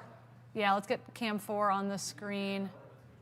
A good conga line of runners coming up the snow steps. There we go. This is what we want to see. Oh, well, actually, Cam 8, excuse me. We've got Darren and Henry here. Yep, here we go. There's Darren Thomas, your 2021 champion in the running cadence, followed by Henry Ehrman, the top-ranked mountain runner here in today's race. They are sitting in second and third place now, well back of race leader Andrea Rostin, the Italian. Both looking strong. You'll see Darren is sort of breaking into a running cadence while Henry is sort of hiking. This is where that altitude acclimatization may come into play here, Corinne. Again, Darren does come from altitude, grew up at altitude, lives at altitude. They're closing down right now on the race leader. They've gotten about 5 or so seconds back on him. So they are closing the gap. They are making a real hard push to try to bring back Andrea Ralston into view in division. I don't know if they're going to have enough distance to make it happen. I think the wheels are going to come out very hard. Yeah. Andrea as well, but Darren is like really putting it to Henry right now. Yeah. He's like, I can run this. Why can't you? The kid is so impressive. I think he's the type of runner who I think has been injury prone for much of his career, but when he's healthy, as you said earlier, Corinne, he really is world class. And here he is. It's great to see him running in second place today in his element, cruising uphill like the great climber that he is. Back to Brendan Madigan there. Cutting back to some of our mid-pack runners, hiking up the mountain on a beautiful Northern California day. Maybe a good time to give a thank you again to the presenting sponsor of the Broken Arrow Sky Race, Salomon, and to Ultra Sign Up for making the broadcast possible this morning, this afternoon with our panels, tomorrow with our panels, and again, closing out our broadcast on Sunday with the 23K. So big thanks to Salomon and Ultra Sign Up, among our other sponsors. looking at the Lake Tahoe Basin, Corinne. Remember running around that entire? Oh, yeah, you just keep going and going. We just saw Adam Kimball walk through studio just a moment ago, gave us a big wave. He's been there, he's done that. We're gonna try to continue to bring you footage from the lead of our races. Looking for our leading men and our leading ladies. Here we go. We're getting close. They're not Andrea that there. far from the finish line. He's gonna be on the stairway to heaven here soon. Three minutes away, potentially. So as we watch Andrea march up the hill here, in all likelihood securing a victory at the VK, I just want to also mention something here that's in the chat. Hannah Carter says, woohoo, team mid-pack, and it reminds me that for those who want to watch some of the mid-pack athletes finish, stay tuned. We are going to be broadcasting all the way till about 1:15 p.m. So we still have more than 2 hours remaining in today's broadcast. So we're going to get a lot of mid-pack action. And then we're also going to see the start and much of the Iron Face Challenge. So don't go anywhere to those who are cheering on the middle and back of the pack. Someone just got some super sweet 360 view coming off of that of Andrea. Here he is, stairway to heaven. I mean, I almost think, Corinne, that the 5 or 10 seconds he gave back knowing that he's got this thing in the bag. Stairway to heaven. I love the bells on that. That's so cool. They've got some extra rope on that. Yeah, so now he's gonna crest the top of this. It's got a little bit of a roll, and then he's gonna be on those steps, those snow steps up to the really, really beautiful finish here. I mean, you can see that string of runners out behind him, but he's got no one in sight for this. Here he comes, your 2023 vertical kilometer champion of the Broken Arrow Sky Race weekend, the young Italian athlete. Just absolutely dominant performance here from Andrea. So great to see an Italian athlete coming all the way over here, so representing his country proud. And he will finish in under 40 minutes. Andrea Roaston, your 2023 champion. Corinne, going back to last year's results, Cam Smith was 42 minutes, 25 seconds. Again, it's important to remember this race was slightly shorter, though with so much snow. Again, it's difficult to compare apples to oranges. One thing is certain, that was impressive. Super, super impressive performance by the young Italian athlete. We'll allow him to catch his breath real quick, and then hopefully we'll get Tommy Runs to throw a mic in his face. Here are our next two men. It's going to be a battle all the way to the finish line. Dang, still running crazy fast times here. They're going to finish at 42-ish. And we were like, Darren's not in peak form. Darren's coming back from injury. Darren just did his first pain-free run in a year. Let's see if we get a duel here, Corinne. Let's see if Henry tries to do a sprint finish again, like we see in the mountaintop stages of the Tour de France. You can tell what's top of mind for me right now. Yeah, binge watching that Netflix. Oh, and there's Zach Hanna. What a race here for the podium. Zach Hanna. Nice work, boys. Okay, we lost that camera. Let's see if we can get up to the finish line cam. There we go. Okay, here it is. Final snowy steps. Darren looks clear of Henry. Yeah, he's safe. Oh, Jared Drake. No, Darren. I was like, oh, that freaked me out. Oh my goodness. Running through the finish line. What an impressive performance. And here comes 41 and change, 41:10-ish for Darren. Young North Face athlete. Definitely put a surge in here. He's going to finish about 15, 20 seconds ahead of Henry after being neck and neck. Just over 40 minutes. 41, 42, I think, on the clock there. Back to Anna Gibson. Charging. Man, she looks so strong. So I know that we were like, oh, we're missing a lot of the heavy hitters in the women's race. We don't have Grayson Murphy. We don't have Allie Mack, et cetera, et cetera, et cetera. I mean, I would love to see Anna Gibson on the start line with those women, right? Because Anna Gibson is of that caliber. Her track pedigree is really frickin' solid. Unbelievable. I don't know Anna Gibson. I do hope she comes into the studio and hangs with us. Big smile. Love to see that. Our production team has informed us that she has at least a 90-second lead at this point, transitioning between hiking and running. With a smile on her face, there is no sign of vulnerability here from race leader Anna Gibson from Wyoming. Sounds like she goes to UW, is that what you said? Yep, University just of finished Washington. up her senior season, runs a 4:12 in the 1500, runs a 16:37 5K. She's no slouch. No slouch, indeed. Pretty freaking fast. I believe she does some backcountry skiing. She gets, Seattle. People don't realize that Seattle is like an amazing mountain running mecca as well. Yeah. I think it's an interesting thing too that you'll find now with some of the athletes coming in to trail running is that it's sort of preordained in their background, you know. Anna, of course, super talented collegiate track and field athlete, but who comes from Wyoming, who comes from the mountains. Like, she's sort of nature versus nurture born for this type of terrain and for this type of performance. Yeah, 100%. She's been one of those athletes that's benefited from the NIL, the name, image, likeness, sponsorship ability during her collegiate career. She runs track and cross country for the UW, but she has been doing trail stuff with DINAFIT for the last year or more. So it's not like she's just coming fresh off of track and has never stepped foot on trail before. She's a really solid mountain human. So really cool to see her get to continue to shine. Yeah. And I'm so excited for her post-collegiate, full-on trail career.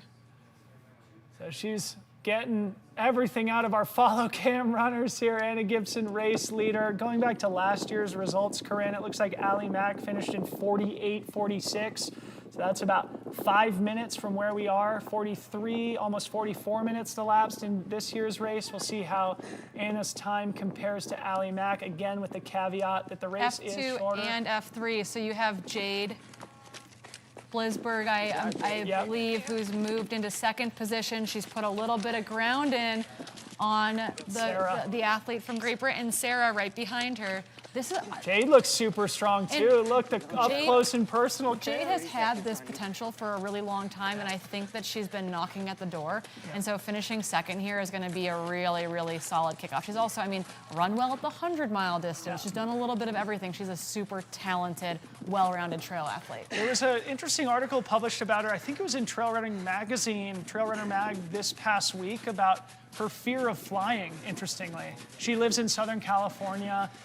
So Jade Belsberg here, making quick work. She is flying, even if she has a fear of flying up today's mountain. Jade Belsberg cruising in second place behind race leader Anna Gibson. Again, we will probably expect to see Anna approaching the summit in the next couple of minutes, so don't go anywhere. It's tough to tell exactly what the split might be. Last we heard, it was about 90 seconds. To F2 in Jade Belsberg, so we'll see if that is indeed the case. Getting back to Sarah Willett here. Looking super strong herself, hands on knees, pushing herself up that steep rocky slope. There's one of the Western State College athletes who we talked about earlier, and Anna Gibson approaching the stairway to heaven. The thing that Broken Arrow has become famous for, this ridgeline march up to the Washishu Peak Summit. Anna Gibson could not be more impressive here today. Corinne, is she racing the 23? Yeah, I believe she is, which will be interesting because that'll be a long race for her. So I'm kind of like this, the VK really suits what she's been doing collegiately and what she does kind of in and around training in that sense. And I'm really curious to know how the 23K, something that's going to take a little bit longer, is going to sit with someone like Anna Gibson. Yep. So really, really curious to see that, just because it starts to extend that time on feet, et cetera. You have to be able to eat during it, just kind of what they've been putting into practice. But yeah, it's super, super interesting. Yeah, Jade has dual citizenship with the U.S. and Canada, and ended up taking her spot offered by the Canadian team for Worlds. Okay, right. That's what it was. That was the article that I was referencing. Yeah, I think they're in Sedona. And here we go.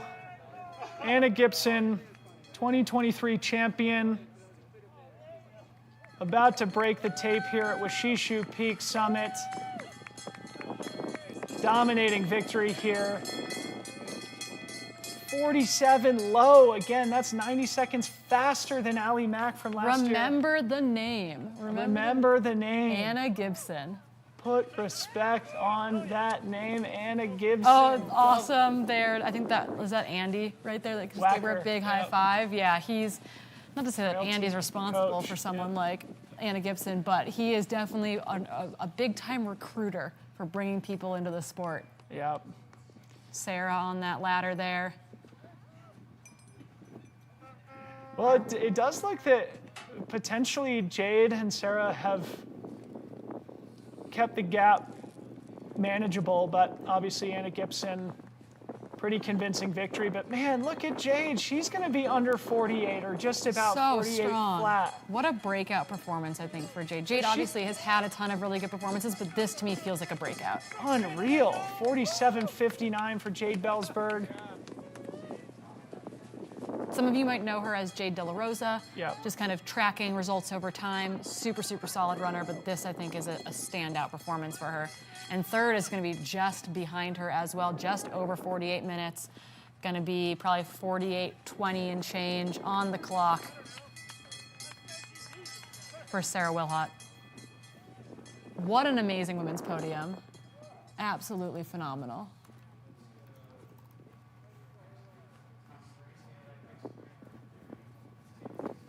So just to recap here, the podium for the men's race, Andrea Rostin, Italian athlete, winning in dominant fashion, followed by Darren Thomas, an American who lives in Reno, followed by, what was his name? Henry Ermondo, another Italian, right? Yep. So 2 Italians in the top 3, and then in the women's race, Anna Gibson, Jade Belsberg, and Sarah Wilhot. Really, really impressive podiums. And I love everyone kind of standing around here, getting to rehash the race. It looks pretty nice up there. They were saying Jackson 50. Brill, Jeshrin Small. They were saying 50-mile-an-hour gusts. It looks, Gene Vestman. that is Swag City, folks. So again, don't go anywhere. We do expect to have Tommy Runs with a microphone and some of our podium finishers here on the broadcast momentarily. While we have a minute, a big shout out to our production team here today. Kicking us off in style. Somebody said in the chat, what did they say? Rokas is a champ or something like MVP. that. Rokas for MVP. Rokas.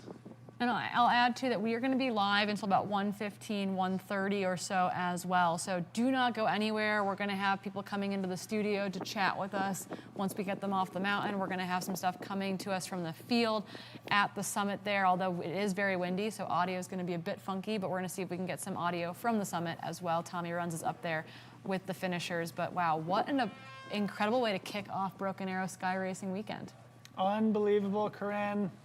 We just saw the graphic, but may as well give a shout out to the other sponsors here today, the North Tahoe Community Alliance, Tailwind Nutrition. Alice Baker in the house. Alice Baker is, I think, a solid 8 months pregnant right now, due with a baby boy very, very soon. Yeah. Alice Baker, we love you so much. Truckee local, she coaches the local high school track and cross country team. Oh, that makes me so happy. That is so great. Ran into Alice in Mill Valley a couple weeks ago. I had my little boy in a stroller while my wife Harmony was out for a run. And all I could say is, get ready. They're having a little boy too. Alice Baker, mom power. That is awesome. I remember she was like, do you think it's crazy if I do the VK? And I was like, absolutely not. You 100%. They've got a treadmill in their garage. She's been cranking the vert on that thing. Awesome. Amanda Basham in the Triple Crown. Speaking of moms, power moms, Amanda Basham, mother of 2 here, coming out for a Triple Crown effort ahead of her race at UTMB Mont Blanc later in the summer. And shout out to the hardworking folks who cut those snow steps in all the way from the bottom of the hill to the top. It truly is a team effort here at the world-class Broken Arrow Sky Race, presented by Solomon. Yeah, and I believe that Amanda might be, oh, there's Anna Mae and Amanda. I think this might be F4 and F5 there. We'll get confirmation on that here just a second. We've got only 3 women through on our live stream, or on our live results right now, which you can find through the Broken Arrow website. I believe that Anna Mae and Amanda are gonna be F4 and F5, rounding out that prize money podium. Yep. Taking home a cool 300 and 200 bones, respectively. Yeah, so you've got Anna Mae, who's coming back from hip surgery, right? Had a big hip surgery. Has just started running not all that long ago. Really hungry to get into the mountains and race again. I don't think she's at peak Anna Mae form quite yet, but she's still mega fast. So excited to see the rest of her season. And then Amanda Basham doing the Triple Crown here, training for UTMB, mom of 2. So awesome, man. What a strong top 5 in the women's race. Assuming we didn't miss any in between. Yeah, we'll get an update here in a second as they come across the finish line. That looks like a Ryan Thrower There's there my guy, with the Ryan camera. Thrower, taking some pics. Absolute ledge. Oh, what a great start to a great weekend, Corinne. This is so awesome as we approach an hour into this year's Broken Arrow VK. Just to repeat myself, this broadcast will go all the way till about 1:15 p.m. Then we'll pick up again for Corinne's panel with some of the 46K elite runners at 2 p.m. My panel will immediately follow that with some of the elite men in the 46K at 3 p.m. So we do have a full day of programming here on the Broken Arrow YouTube channel, which reminds me that if you're watching us here on YouTube, make sure you smash the subscribe button. Make sure you follow this Broken Arrow channel. Give them some love and gratitude for making this broadcast possible alongside their partners at ultrasignup.com. If you are a race director, you got to use UltraSignup. Such a great platform, so much great utility for the hardworking race directors in the great sport of trail and ultra. Yeah, so here's your men's top 10 on your screen. Andrea, Darren, Henry, Zach, Abraham Hernandez, he led early, Morgan Elliott, Brian Emstead, Jackson Brill, Andre, and Jesherin. That is a solid men's top 10. Look at that, all under right 44 minutes. That's smoking fast. We did miss one woman in that top 5 group, Anna Dubé. Came in 4th, so we'll get an updated women's kind of top 6 to top 10 here in just a little bit. We've got a whole slew of women coming through the stairway to heaven right now. It is breezy up there. It's got to feel a little bit extra exposed on that ladder today. Mm-hmm. A little breezy, but nice and sunny. The early summer suntans are getting worked on here. Yeah. And what an amazing, beautiful place to recreate. And what a great sport we all get to enjoy here. If you're doing the 23K or 46K, keep your eyes on that stairway to heaven, holding your poles in one hand, holding the rope or the stairs in the other hand. That's what you're going to be doing this weekend as well. Back in 2017, I volunteered at the stairway to heaven. The 24 or the 23K and the 46K were on the same day, and our 46K men's leaders started lapping through our 23K, and we weren't allowed to have more than 2 people on the ladder at a time. And I was like trying to organize how do we got people through the ladder at the same time. It was a little bit of chaos. Fortunately, we've got individual days for all these races now, and that is so cool to get to celebrate every single race in that manner. Yeah. We're going to go to a quick commercial break, and we'll be back to see some of our mid-pack runners start to make their way towards the summit. Thanks so much for being here.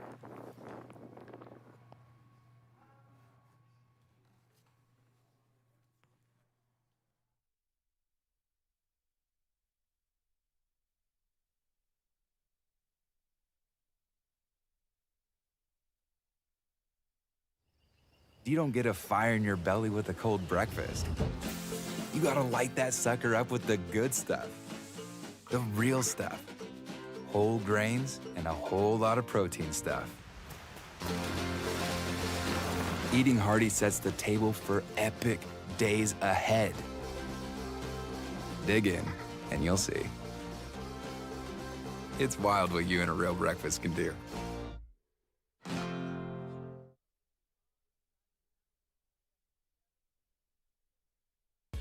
My name is Jeff Vierling, co-founder of Tailwind Nutrition. We make drink mixes for athletes to help you fuel, hydrate, and recover for all sorts of outdoor activities. Running, cycling, hiking, climbing, any sport where you're working up a sweat. We manufacture our own products in Durango, Colorado, and we test and use them on the trails of the beautiful San Juan Mountains. Our mission and our passion is to help athletes achieve their goals and to feel great while doing it. We couple proven nutrition that's simple to use, easy on your gut, and tastes great with encouragement and education. You can think of us as your support crew. We're right there with you doing whatever it takes to help you get across the finish line with a smile on your face.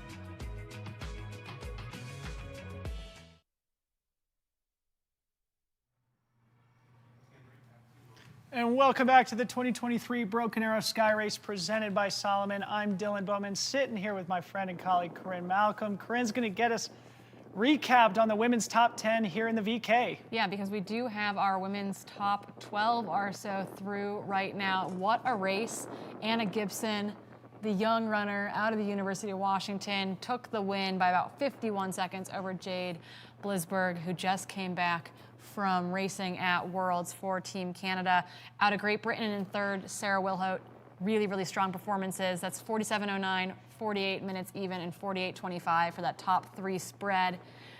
Anna Dubé of Golden, Colorado was in fourth position, followed by Anna Mae Flynn and Amanda Basham in 5 and 6. Canadian, based out of Boulder, Colorado, part of that trail team group, Carly Rempel in 7th.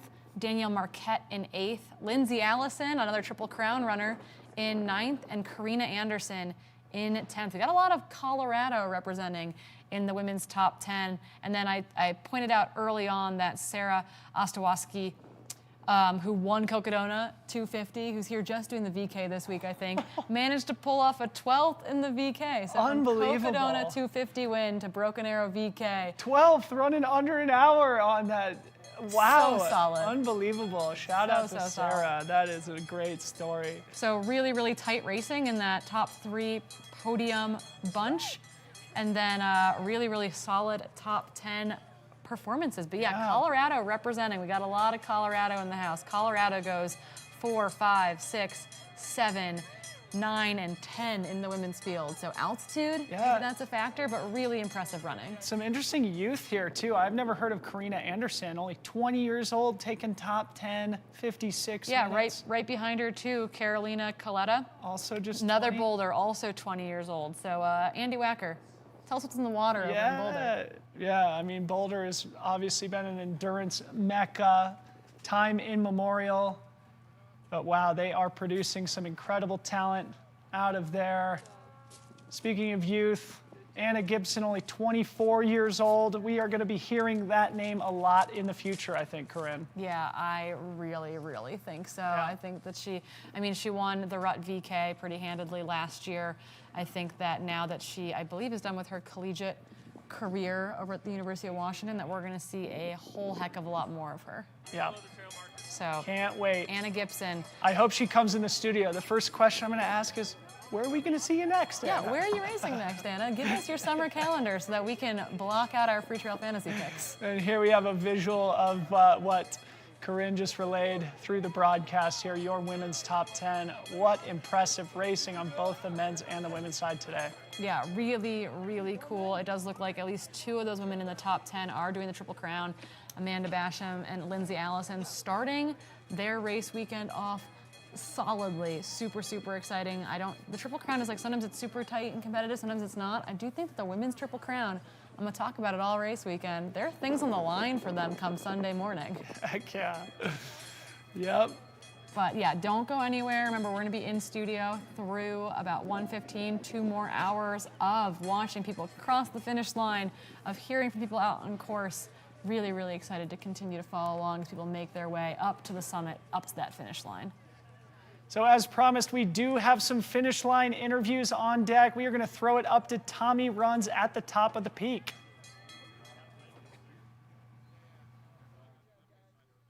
Hey, as this is Tommy Runs. I'm here at the Broken Arrow Sky Race with F2. And if you could just tell me your name and how did it go today? Yeah, my name is Jade Belsberg. I'm still hacking from the effort and the cold. But yeah, it went great. Better than I imagined, certainly. Okay, so what was one of the things that you just absolutely loved about this race today? Oh my goodness. It's so hard. I think like the spirit of it. I did this race last year. I did the Triple Crown, and I had a fantastic time, and I was really excited to be able to come back out here and push myself hard again. So with the effort, I know you just finished, and you still got the what we call track hack from the road, right? Exactly. How are you feeling right now? Oh, I'm feeling great. Yeah, that was everything I had. Yeah, I was out in Austria last week for Worlds and did the VK there, so I wasn't really sure how this would go. But I think I felt a little bit better, and the women were really, really fierce today, and it was really cool to be able to push myself like that. And then from like a non-elite runner like myself, how does it feel to have like all like the drones and follow cams out there and the live stream going? How does that feel? Oh, it's pretty amazing. Yeah, I'm not used to kind of being in this position. I feel like I'm still new to the elite side, so it's pretty cool to have the spotlight like that. It's amazing having so many camera crew out there, the support, everyone's cheering you on. It's great. So like taking from this performance, second female finisher, which is an amazing job. Congratulations. What's one of the things that you're going to take away from this thing today, this run today, to the next race, the next training? I think the biggest thing is just that I think I can take some confidence that I can compete with the elite women. I don't come from that background, so it's really cool to be up here, to be on the podium. Well, that's super awesome. Thank you so much. Congratulations today. What a hard-fought run today. I don't even know if I could have just done the staircase here on the snow. I was trying to follow somebody and failed. I don't know how you did it today. I don't even know how at all. Thank you. Yeah, that was pretty crazy going up some of those steps. So like for the amount of elevation that you just climbed today, like is this really tough for you, or are you like do you normally run higher or whatever? The altitude is definitely tough for me. I live in sea level. I've lived in sea level for most of my life, so the altitude adds a very difficult element for me. But I do love uphills, so. I'm from Michigan, so I'm normally at 0 feet, and then so when I got here today, I ran up just 5 feet away from here and came right back to you, and I was out of breath and forgot your name already, right? Right. Yeah, I grew up in at sea level in Vancouver, BC, and now I live at sea level again in California. So yeah, the altitude stuff. So tell me, what are you gonna do to celebrate after this second place finish? Oh, I'm going to run down with my husband and a friend, and yeah, I just enjoy being out here and having so many friendly faces out on course. Awesome. Congratulations. Thank you so much for your time. Thank you. Back to you guys. Thank you very much. Jade might feel like she's new to the professional side of the sport, but my goodness, she's a prolific racer. She's done quite a bit of this. Including, I think she finished 5th in the VK here last year while running the Triple Crown. So she's a little bit humble there. We can toot her horn for her. So awesome, the track hack, and how great is it to have an on-course correspondent who can bring those cool interviews to us as we see Ethan Veneklassen ringing the bell at the top of the hill. He's part of the race. Ring Das Bell. He's one of the race organization team members up there at the top of the mountain. Jade mentioned that she's going to run downhill with her husband. Her husband is Nicodemus Holland, who is one of 15 people Barkley or something finishers. who's ever finished the Barkley. So Jade and Nicodemus, a household of champions. And for our viewing audience here, I did just paste the article that I referenced a few minutes ago. It was actually an ultra running mag, not trail runner mag, about Jade and her trip over to Innsbruck for the World Championships, where she talks about her fear of flying. And again, just to repeat my bad joke, she was flying out there today. So congrats to Jade and the rest of our finishers here in the VK. Yeah, made it to Austria, made it back, made it over here to us in Tahoe. And Liam Tryon, Aid Station Fireball, is in the chat reminding people that she is from Canada. She reminded us that herself. So the Canadian talent right now is going pretty wild. Yeah, I think they don't get enough of a spotlight on them. I think in part it's due to population density and them not quite wanting to put, not as much money gets put into them, I feel like, as athletes, as having sponsorship. That's Alice Baker's husband actually just crested the ladder there. Connor Curley? Yeah, Connor Curley just crested the ladder, so they're both in the race right now. Really, really cool to see. We got that amazing footage of Alice running mid-VK, so excited for them. Both to welcome a little baby boy into the world here in not all that long. But yeah, it's the Canadian talent, back to that, is really exceptional. It has been really exceptional, and I just don't feel like they get the love they deserve. I think it's just sponsorship dollars and population density. Yep. It's a math game. It's a math game.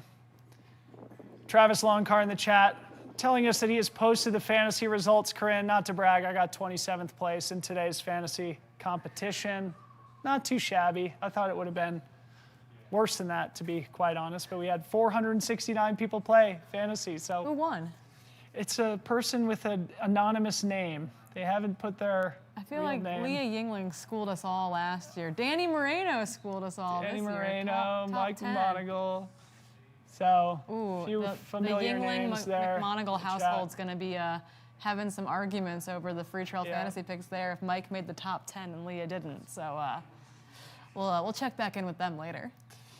So we are looking here at the top of the mountain here, the eagle, the monument at the top of Washishu Peak. I'm just going to read about the significance here. This is Shane McConkey's eagle at the top of KT. It is obviously also referencing the new logo of Palisades Tahoe, and it is very significant for indigenous cultures from the region, honoring respect, honor, humility, strength, courage, wisdom, all the elements that we stand for in the trail running community as well. What a beautiful monument. Of course, Shane McConkey, a legendary sort of free skier who pioneered big mountain skiing in his day, passed away probably 10 or 15 years ago in a skiing accident, but he was a legend. Yeah, he was visionary, right? Like, absolute like his skiing was visionary for this area, for kind of, big mountain skiing in general. So very cool to see that emblem shining over the valley. So cool. Gives trail runners a good monument to go hike to at some point if you make your way here to the Tahoe region. Of course, as I mentioned at the top of the broadcast, this is sacred territory for trail runners. Of course, next weekend is the Western States 100. But we have a lot of racing to go until then. 46K tomorrow, 23K, 11K. Oh, and there's Nikki Burma doing the Triple Crown. Sorry, we got friends to shout out there. But what we do have right now up at the top is we've got Tommy Runs again back with M2, Darren Thomas.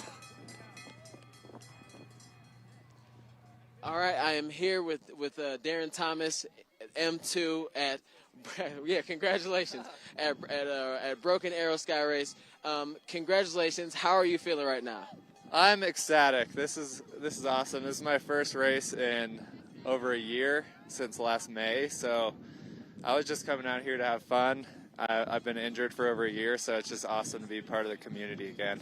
I mean, I think as a runner and a bunch of runners, we can all kind of we've been injured before, so we know how that feels. How does it feel to line up at the start, kind of not knowing what to expect, and then throughout the race you obviously progressed and ultimately finished second? How does that feel today?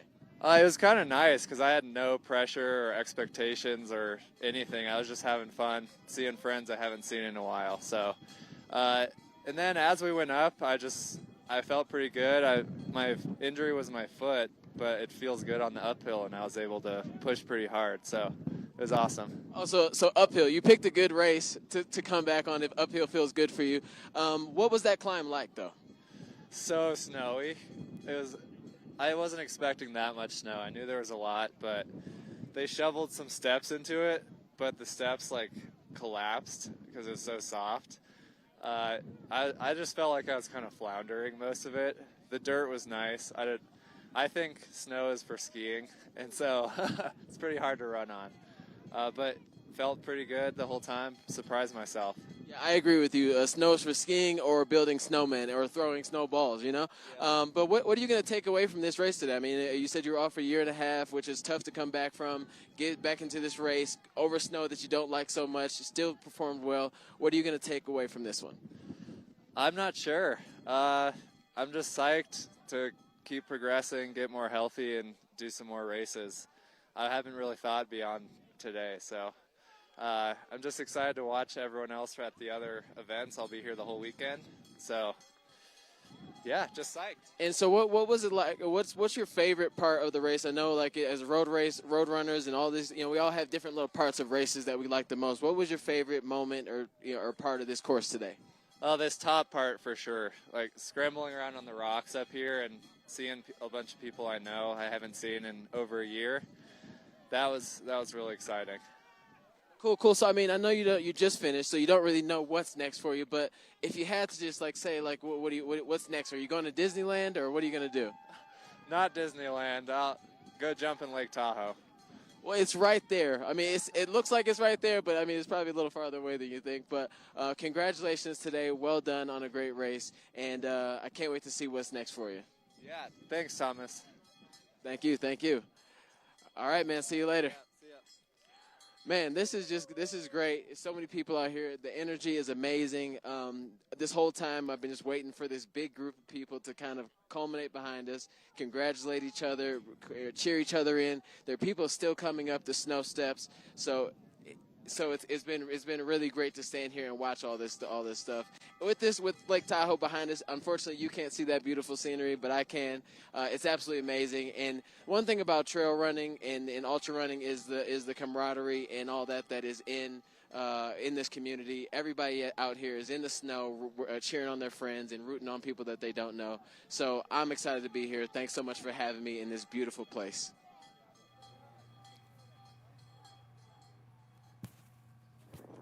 Okay, we are back in studio. Thanks so much to Tommy Runs. How great is that? So good to see Darren Thomas back in top form, Corinne.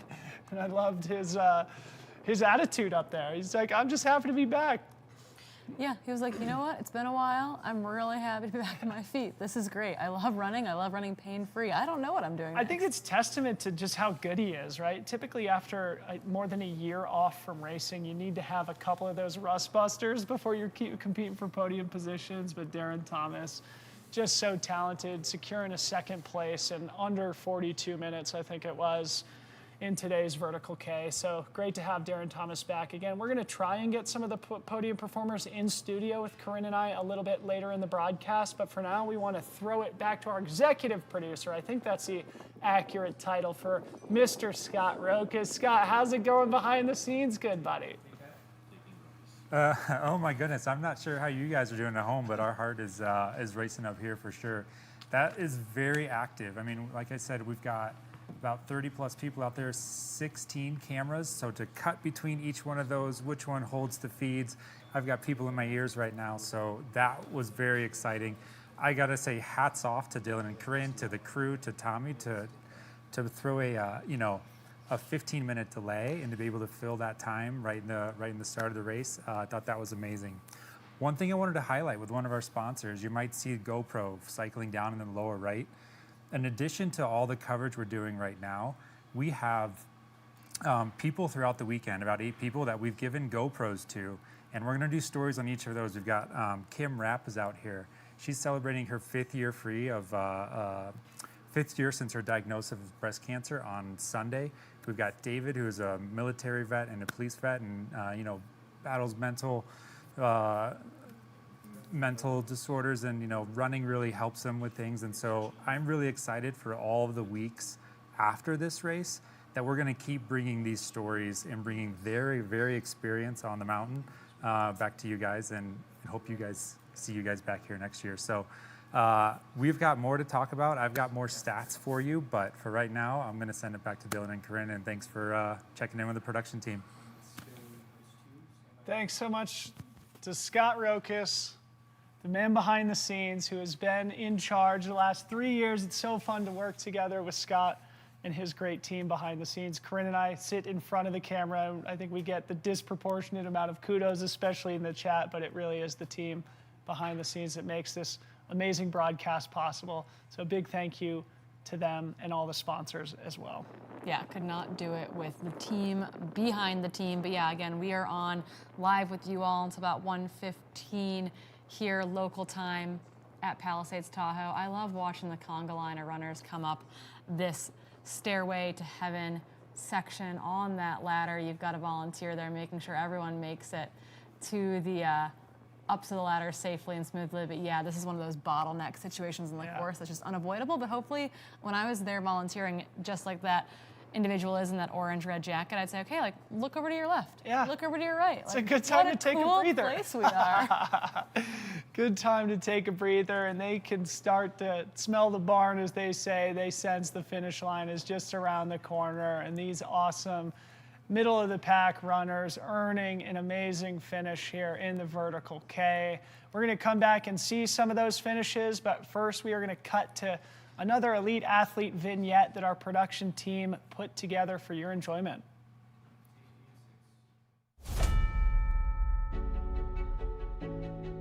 think it's important and interesting about Broken Arrow is that there's something called the WMRA World Cup, and Broken Arrow is part of it. And this is a really prestigious set of trail races that are sub-ultra, which is near and dear to my heart. And almost none of them are in America. And Broken Arrow is really changing that. I feel like it's one of the few sub-ultra races in the US that has somewhat of a level of international acclaim. I'm a super competitive person. And honestly, like when I was getting into trail running, it was like, this is super fun and I love to push myself and try to be as good as I can be. And so Broken Arrow was that place that we're told by everyone, like, okay, if you want to get some competition early on, go to Broken Arrow. I'd heard that Tahoe is a beautiful area, and I really wanted to see a part of the country that I hadn't seen before. You know, the snow is going to be really interesting this year. I've heard in years past, I've heard lots about the 2017 year, so I'm excited. The environment too of making it such a community, like I think they try really well to like envelop everybody in the festivities. I'd always had it in the back of my head that if it ever did come up, the opportunity to travel it over to America, I would take it. It's a new country for me to visit, and especially when I hear the stories about Broken Arrow and I see the pictures from it, just the landscape that it takes place in. For me, it's just a different experience, and it's one that I'm very much looking forward to. Tahoe is really special to me, and my mom and my dad got married out in Tahoe. They got married out on the lake. So back in 8th grade, I also did a 100-mile bike ride, and it was to raise funds for cancer. And in 8th grade, that was pretty close to home to me as to why I did it, because my dad passed away from cancer when I was in 5th grade. So Tahoe was definitely super special.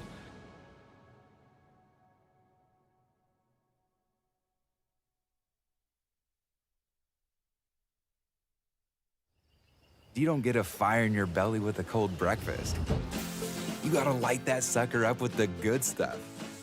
The real stuff. Whole grains and a whole lot of protein stuff. Eating hearty sets the table for epic days ahead. Dig in, and you'll see. It's wild what you and a real breakfast can do.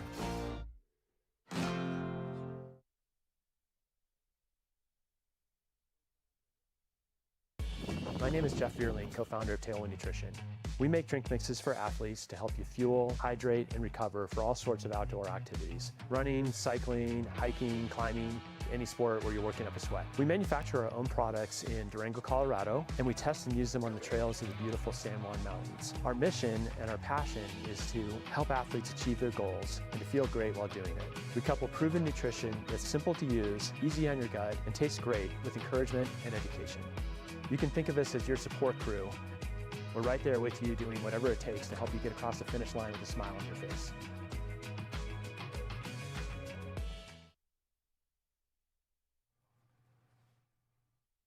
Escape to a place where you can truly connect with nature, where crystal blue waters meet towering mountains, and picturesque landscapes make every season the perfect playground for world-class adventure.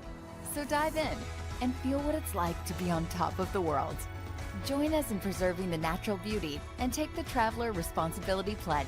Be mindful of others and save time using free transportation services like Tart Connect. Learn more at gotahoenorth.com.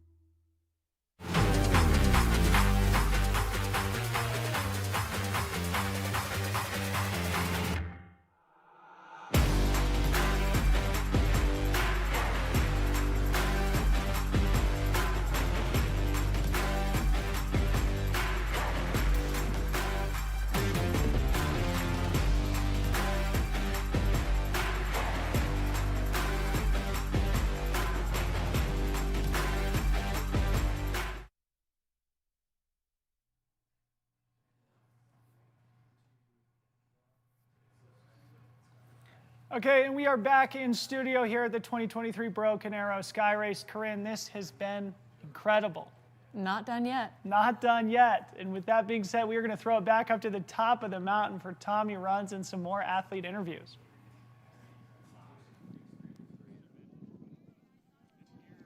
What's up? I'm here right now with Levi and Elio. Give me your ages and tell me how many times have you done this race weekend? I'm 10 and I've done this race weekend about 5 times. I'm 13 and this is my 3rd year doing this race weekend. And dudes, where are your parents at, man? Dude, like, there's no way that my mom would have let me do this back in the day. My dad's over there. My mom, she did the race too. My whole family did. All right, so tell me, I'll start with you, Levi. Like, what was your favorite part about this race? What was your favorite part about this race? The ladder, definitely, or the steep couloir at the start. That was fun. Tell me about. I know you said earlier you were so hot you had to do what in the beginning? Oh, I had to jump in the snow. And so that cooled you off and got you going. So that was the key to your performance today? Yeah, definitely.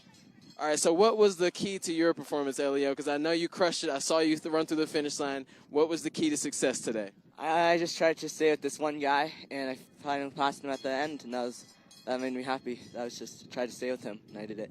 All right, so I'm new to, as I was telling you guys before the camera started, I'm new to the whole trail community. What race would you suggest for me as a road runner coming into the trail world? I think the VK is pretty fun. I was hoping that you weren't going to say the kids race because I'd have been like, yeah, that's real messed up. All right, so we got somebody else coming in. How you doing today? Good, and you? Good. So what did you just do? The VK. All right, how was it?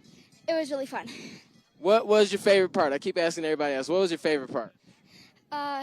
Probably coming down KT with my dad. Oh, okay. Where is he at? He's over here, right here. Okay, so do you like running with your dad a lot? Yeah, we got to listen to music the whole time. Okay, that's cool. And are you a big fan of downhill or uphill? Uphill. Okay, good. So I'm just so proud to see you guys out here really crushing it, and the fact that you've done this so many different times. It's really encouraging, and maybe one day I'll be old enough to do the same thing. What's your suggestion for other kids your ages to get into trail running? Do more fun races. Just go out for fun. You don't have to go all out. Just go on big long hikes and just run during the hike. Have a partner to keep you company. Oh, okay, cool. So run with a buddy. And so do you guys run with friends when you train, or are you just out here with your parents, or just solo? I'm on a team, so I have all my best friends on my team. Yeah, I do a little bit of everything. Awesome. What about you? I'm actually on a team with him. Okay, cool. So you guys are just taking over the whole mountain, right? So you guys crushed it. Really happy for you guys. Really proud of you. Keep doing your thing. Cool. Thank you. All right. Well, back to you guys. The next generation, Corinne. How yeah, awesome. Andy Wacker's going to start recruiting younger and younger. You know, he's like, I'm in for the crossover athletes, these post-collegiate young guns. Those are a bunch of 10 to 13-year-old Nordic skiers, I think, from the Tahoe area. Andy, you gotta start recruiting younger, I think. It's so great. Yeah, I grew up in Boulder, Colorado, and I just hope these kids realize how awesome and lucky they are. And I certainly did not have that ambition level when I was their age, so I hope they can appreciate living in this majestic, beautiful place and having the health and the family that encourages them to get out and play in this amazing home that they have here in Northern California. As we see some of our middle and back of the pack runners here continuing to make their way up to the top of the mountain, I just want to remind our viewing audience that we will be cutting to coverage of the Iron Face Challenge in just a little while, probably in, I'm not sure, 5 to 10 minutes. I'll get confirmation on that from our production team here.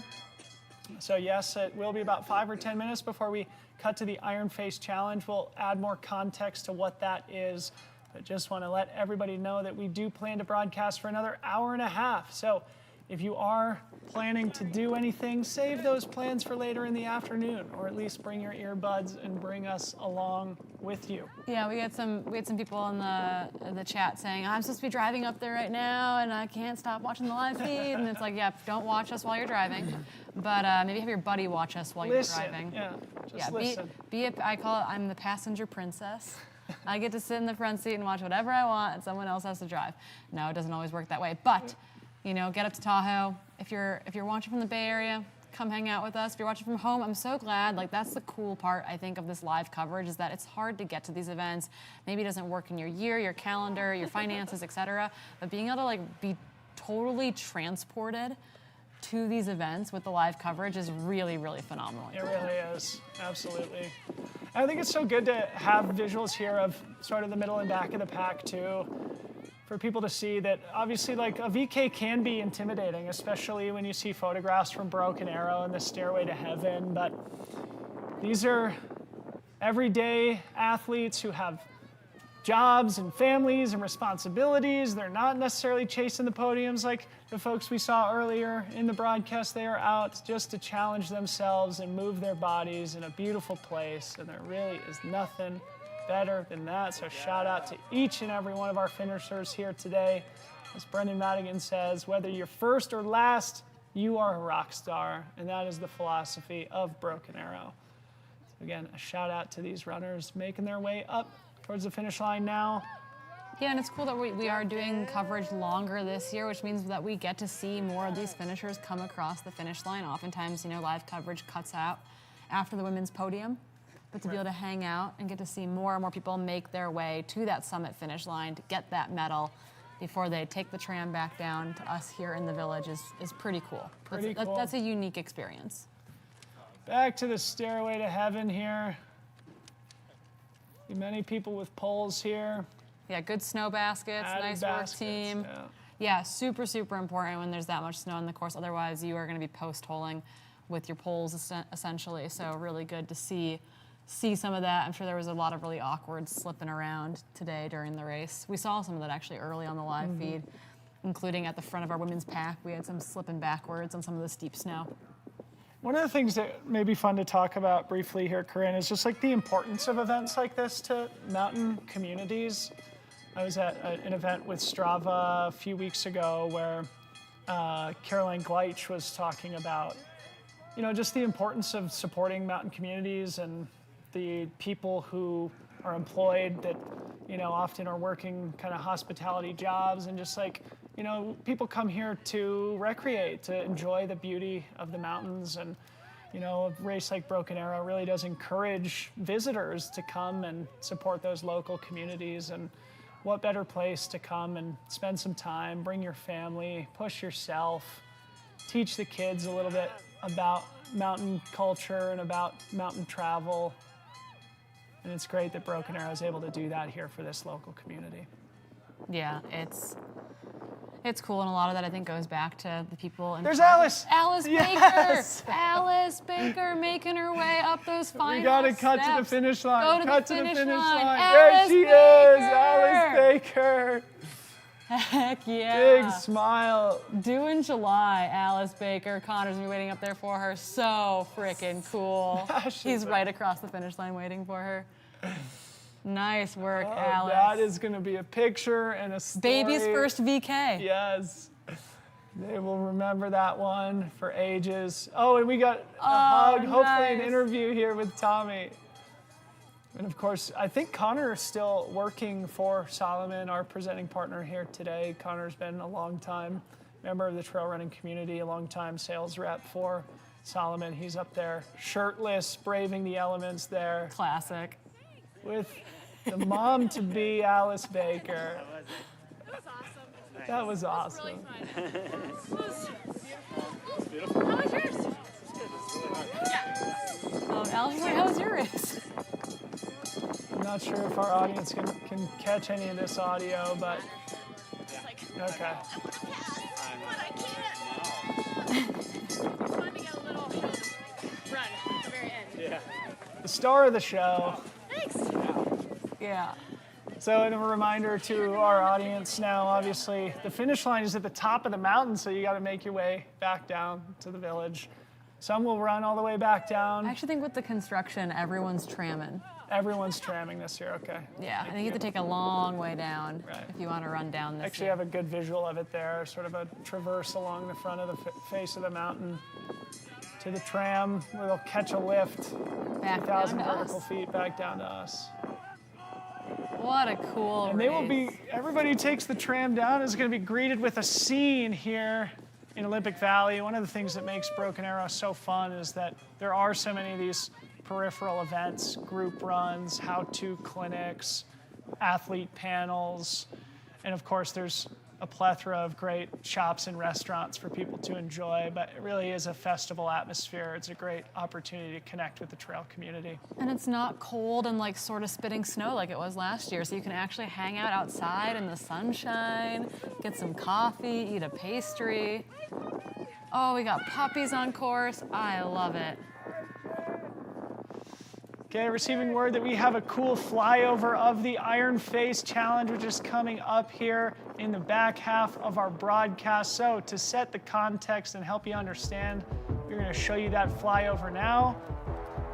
Beautiful Lake Tahoe, North Lake as they call it. We are here, Palisades Tahoe, Olympic Valley. And the Iron Face Challenge, if you're just joining us, as Corinne mentioned earlier, is sort of a via ferrata that was set by Alpenglow Expeditions, a local climbing and guiding service based here in Olympic Valley. Looks like they gain the service road here in the lower part of the mountain before cutting over onto the rock face. And they, I think, are mandated to use helmets and climbing equipment as they navigate the via ferrata. Helmets, they've got to be in their climbing harness, and they're going to have kind of a set to via ferrata specific, like locking carabiners essentially, so that you can move along the cables and the iron rungs so that you're safe throughout, and you're kind of affixed to the side of this literal face. And importantly, it is an up and down event where the VK finished at the top of the mountain. The Iron Face Challenge, it's a bit of running, a bit of rock climbing, and then a lot of hard and fast downhill descending back there into the village. So stick with us. This is going to be super entertaining. This has never been broadcasted before, and we know you're going to enjoy it. So if you're at home, make sure you stick around. I think we're anticipating the start at 12 noon local time, which is in 11 minutes from now. So do stick around for that. Yeah, but before we get there, we have Tommy at the top with an official interview with Alice Baker, who we just got to witness finish moments ago. We're gonna flip over to that right now. All right, I'm here with Alice Baker, and how are you doing today? You just finished the VK, and I'm not going to point at anything that's obvious. We're friends, so I can do this now. How was it to finish a race today for you? It was awesome. I mean, I'm very pregnant, clearly, and this is a very different type of race for me. Never done this before, pregnant, but it was so fun. It was so hard. The snow sections were so tough, but the stairs that were built were like game changer. So all the course volunteers and race directors who built all those, like, I'm amazed at them. And the rest of the course, beautiful, so fun, and yeah, it's so hard. All right. So, and also you've had something to do with this race before. So give me like the thoughts of being in the race, because last year were you follow cam, right? Yeah, totally. Last year I helped out with the follow cam, and that was so fun because it was like on the course, spectating live and getting to like chase the front of the pack runners. I had like a flowy downhill, and I totally underestimated how fast the front runners would be going. So I was like, every runner that came through, it was like an interval, like to follow them with the cam and then like go back and do it again. But the live coverage of this event is amazing. So it was really cool last year to be a part of it. Yeah, they really pulled out all the stops. They got the drones, they got the follow cams, they got the cameras like this, and they got me. So hey, yeah. It's a win-win for everybody. But tell me, I know people say it's like you eat for two. How was it today to run for two? I definitely felt like I was hiking with a weight vest on. I'm like, my quads are feeling it, but everyone was so nice and encouraging. Like, so many women and men out there were just like, that's so cool you're out there. So I fed off that energy for sure. But yeah, it was a lot harder than times I've done this race, not prego. So yeah. So I mean, I'm intimidated by the whole thing, right? But how would you say to other people that are looking to do this in the future? Oh man, like everyone should do this. It's something for everyone. It's like the best first trail race or first ultra experience, like hands down. Come do it. All right. Well, I guess we got to do it. Cool. That's Tommy's sign off. Heck yeah, Tommy. Tommy, you're doing the VK next year. I know they're going to be like, Tommy, come be our finish line correspondent. No, Tommy, you're doing the VK next year. We're signing you up today. Tommy's racing next year. Corinne and I are absolved of that responsibility, but Tommy, we are going to hold your feet to the fire. Alice Baker, man, making me feel lazy. What a champ. Making all moms proud, I'm sure. Alice Baker, so cool to see. And we wish her and Connor nothing but luck as they are pushing through the third trimester towards their due date now. So awesome to get that interview. I hope everybody enjoyed that here on our broadcast. Again, we are coming towards the start of the Iron Face. We do have Max King on the ground with Adrian Ballinger, who set this course up through Alpenglow Expeditions. So I think we do have audio with Max. If so, we're going to throw it to him right now.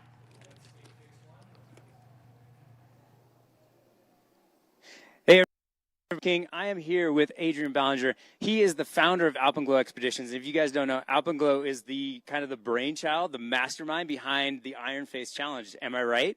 Well, it was definitely a combination of the Broken Arrow crew and the Alpenglow crew wanting to find a way to integrate the Via Ferrata into a race. And so the Via Ferrata, explain that. Like, what are we doing here? I mean, we're standing at the face here, but what is it? Yeah, so Via Ferrata are really popular in Europe, but really rare in the United States. Essentially, they're steel climbing routes that allow non-climbers to experience what we love about human-powered travel in exposed places. So they're climbing a big climbing route, but you don't need any experience, and it's quite safe. I mean, that sounds phenomenal. Like, and it's safe, right? Like, we're not gonna fall off the cliff up there? Yeah, so it's wild. I mean, imagine a running race, but everyone's wearing a harness and a helmet, and they're clipped into a steel cable. And so it is very safe, but it is absolutely climbing. They're using their hands and feet to climb up an 800 vertical foot rock face, and that's after they've run a couple of miles to the base and then a few miles back down. I mean, it sounds like less of a running race than, what we're used to in the U.S. here. Like, is this the first one? Like, are we going to see more of these? And what type of runner, does this sort of thing? Yeah, I believe this is the U.S. that incorporates climbing like this into a race. I think it's more reminiscent of kind of the big European sky races that often have technical climbing, maybe not with the same degree of safety that we have. I think we will see more. Via Ferrata being developed all states. They're so unique. They're such a cool entry into the sport and world of mountaineering. And the people who do it, I think, are people who love running, but also love adventure. It's an adventure. It's going to hurt, and there's a lot of variety. And so this is the second year of the race, right? And are you running again this year? I heard you ran last year, right? And once I heard you weren't running, Max, I was like, okay, maybe I have a chance. Yeah, I had so much fun last year, and it's my backyard. I just love seeing people smiling and laughing on the Via Ferrata, and today is just going to be a day full of that. So I'm going to do that too. That is so cool, and I got to say, when I heard about this last year, I was so stoked to try it, and I was so happy that I got to do this race for the first year. And I got to say, I hope there's more of these because that was freaking fantastic, and it was so much fun. So, well, you left us all an inspiring bar to try to get to. It was a great race, and yeah, it's a lot of fun. All right, Adrian, good luck today. It was really good talking to you, and we'll studio for Corinne and Dylan. How cool is that, Corinne? Adrian Ballinger, an absolute legend and also a new parent. Yeah, he's got a little baby girl. His wife, Emily, is Harrington, who's I idolize her in the rock climbing world. So really, really cool to see them involved here. I remember them running the race back in 2017. I think it was their first ever ultras, respectively. So they are very much ingrained and doctrined into this Broken Arrow weekend. Yeah, and Adrian, one of the most, you mentioned Emily Harrington, who's an all-time great rock climber herself. Adrian Ballinger, I've got his Wikipedia open here. I think it's relevant just to include some of his credentials here for our viewing audience as the person who helped to mastermind the Iron Face Challenge. Again, he lives here locally, just down the street from us in Olympic Valley. He has achieved 18 summits of 8,000-meter peaks. He's reached the summit of Everest 8 different times, Manaslu 4 times, Choyu 3 times, and both K2 and Lhotse once. Adrian Ballinger is truly one of the great mountaineers and one of the great guides in the world. And did those most recent climbs, particularly on K2, with no O2, no oxygen, which is Really, really impressive. K2 is a scary peak. It's I think 50% of people actually die coming down K2. So I think that was kind of one of those, not final hurrahs by any means, but it was a big last push pre them starting their family and welcoming their little one into the world. Their little one's name is Arrow Ballinger, which you can tell is going to be a powerful, phenomenal mountain athlete. Yes. Yeah. Nature versus nurture there. I think it might be a little bit of both. Exactly. All right, folks, so we are just minutes away from the start of the Iron Face Challenge. We see the picture-in-picture here, race director Brendan Madigan. Oh, and there's David Callahan and Jake Kelly from ultrasignup.com, the sponsors of today's broadcast. A big thank you to UltraSignup. If you are thinking about being a race director, starting an event yourself. Needing to find a race. Needing to find a race is perhaps the most relevant thing to our viewing audience here. They make a joke about, the opposite or an analog to drunk dialing is when you have a couple beers and then go on UltraSignup. This is going to be, I think, our first starter at the Iron Face start line. That's Alex King. Super solid mountain guy from Trout Lake up in Washington. He's got many of the FKTs on all the local volcanoes. He is an absolute crusher. Yeah, he's a beast. He came out to Gorge this year. I think he ended up having a tough day, but he ultimately did finish. On terrain that doesn't necessarily suit him, I think. Not his type of race, you're right. But he'll be one of the favorites, I imagine, in this race. It's definitely right up his alley, his skill set. I feel like, was he just on Denali? Did he just get back from Denali? That's a good question. I think Denali summit windows are right now or just happened, and so it's very possible that he either is about to head to Denali or just came back from Denali. So, lower elevation here for sure. Lower elevation, but certainly not sea level, folks. This is going to be another one of those red line affairs, the Iron Face Challenge, ripping up the service road before putting the helmet on, clipping your carabiner in, and doing your best. Yeah, so this is them getting kind of that, I think, some pre-race info there. I think that's Dreama Walton in the orange top. She's doing a screening during the film fest here this weekend of Dreama Team, the video that was made of her Western States from a couple of years ago. It's a beautiful film. Really, really excited to see it it being shared with more people officially now. Let's see if we can get this audio. Race in North America like this. And this is the best year to race it, even though last year was the first year. So we got 3 crushers starting first. Local legend and international legend Adrian Ballinger, Alex King, and James Loriello. So you guys, let's give it up. Big round of applause. Okay. And you guys are ready to count down in 10. You guys count down with me. 8, 7, 6, 5, 4, 3, 2, 1. Let's go! And they're off, folks. The first wave of the Iron Face. We'll get some clarification as to what the rules are here and how the wave start operates, just to add the context to it. But yeah, because it truly funnels down onto the Via Ferrata, so you have to physically spread out those athletes there. So yeah, be curious to know, wave starts versus sending them off, one person off every 15 or 30 seconds. That's Dr. John. Dr. John's also a great mountain guide. Super good mountain guide in Dr. John there. He has brought the likes of Mike Posner up Everest type of thing. Wow, he is a legit local guy? Mountain guy, no, Colorado-based mountain guy. So, but he's a doctor also? A PhD. He's a PhD doctor. But he's known, I feel like, in the guiding and climbing world as Dr. John. Okay. Super, super solid mountain human. Dreama's really gotten him into more actual running. He's done some of his first ever long ultras. She's helped him get those first Western States qualification type stuff to put in for the lottery. So cool to see him lining up here as well for the Iron Face. And what I was saying earlier, it does become kind of a festival atmosphere here in the village. Basically from now all the way through Sunday afternoon. So if you are in the area, make sure you stop by Olympic Valley. enjoy the vibes with the trail running community. And if you are not here but watching us live, you got to come next year. Come hang out with us. It really is one of the best weekends of the year. I know something that Corinne and I look forward to each and every year. And we have the good fortune of staying now all the way through Western States next weekend. The craziest 10 days of our lives. Oh, here's Jackie Hunt Barisma. Yeah, I slid down twice. Oh. Prosthetic, below the knee amputee. Yeah. Jackie, one of the most inspiring people in the running community here. How you feeling so far? Met her. I'm feeling good. I'm excited because I'm making it to the finish. Yeah, you are. Love it. How's the conditions been so far? Just training for a big ultra. But she had the Guinness I'm Book of proud World of Record myself. for I didn't a give hot up. second in the And most I'm getting there. marathons in a row. It's a tough course, but it's a great course. Yeah. Would doing highly great. recommend it. Doing Love great. it. I'm slow, but hey, I'm moving forward. Well, it sounds like you're feeling good. I am. Spirits are high. Yeah, it's all good. Have you ever done something like this before? No, first time. It's taken me totally out of my comfort zone. Yeah. I thought, why not? Let's see what happens. First trail race ever?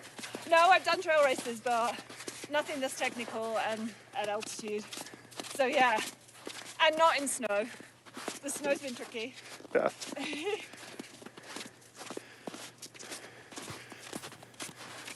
When are you going to sign up for your next one? Probably when this one's done. Right after? As I usually do. That is awesome. Really, really cool.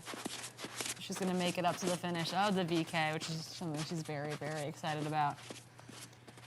Yeah, very cool to see Jackie Hunt Boersma. She's from North Carolina, but she's got the English accent. I know she's been living in the U.S. for quite some time, but such an inspiring person. And if our production team wants to share my screen here, it might be relevant and interesting for the viewers. I've got her Ultra Sign Up profile up on my computer, and we can see some of the amazing things that Jackie has done in recent years.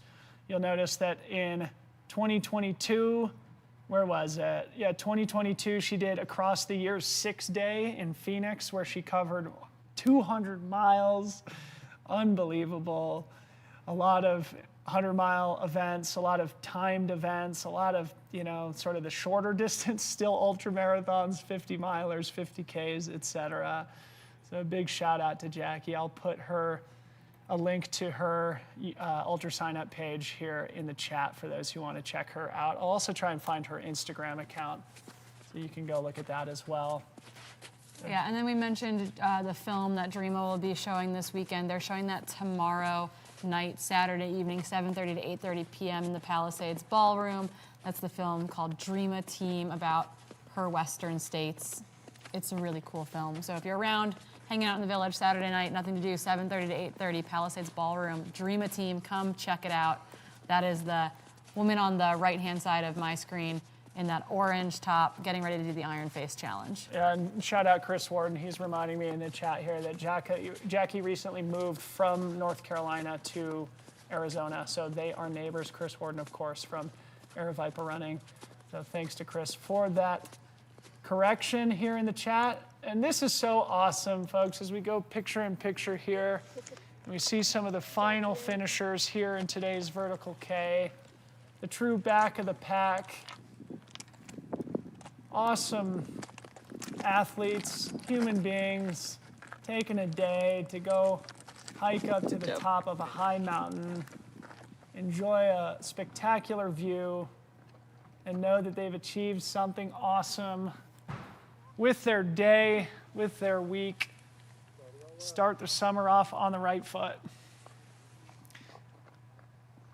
So again, if you're at home watching this, curious as to whether or not you should try a trail race, if you should do a VK, if you would maybe try an Iron Face Challenge one day, well, it is possible. You can race your significant other, like Dreama and Dr. John right now. That's pretty fun.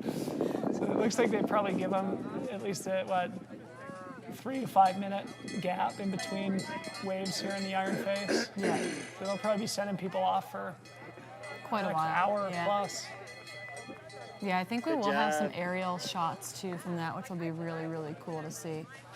kind of first ever eyes on the actual Iron Face Challenge. Yep. We've got Tommy Runs up top with one of our Triple Crown runners. Not sure who it is, but we're going to throw it up to Tommy here now if we can.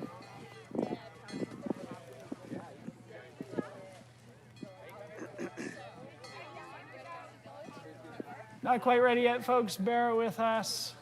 Again, the Triple Crown encompasses today's vertical K, tomorrow's 46K, and Sunday's 23K. There are several crazy people who have signed up to do all three. I'm going to actually pull up the Triple Crown here now. Oh, I can't. Sorry, I can't get the number of participants in the Triple Crown right now, unfortunately, but we do have Tommy's audio ready at the top of the mountain, so we're going to throw it to him now.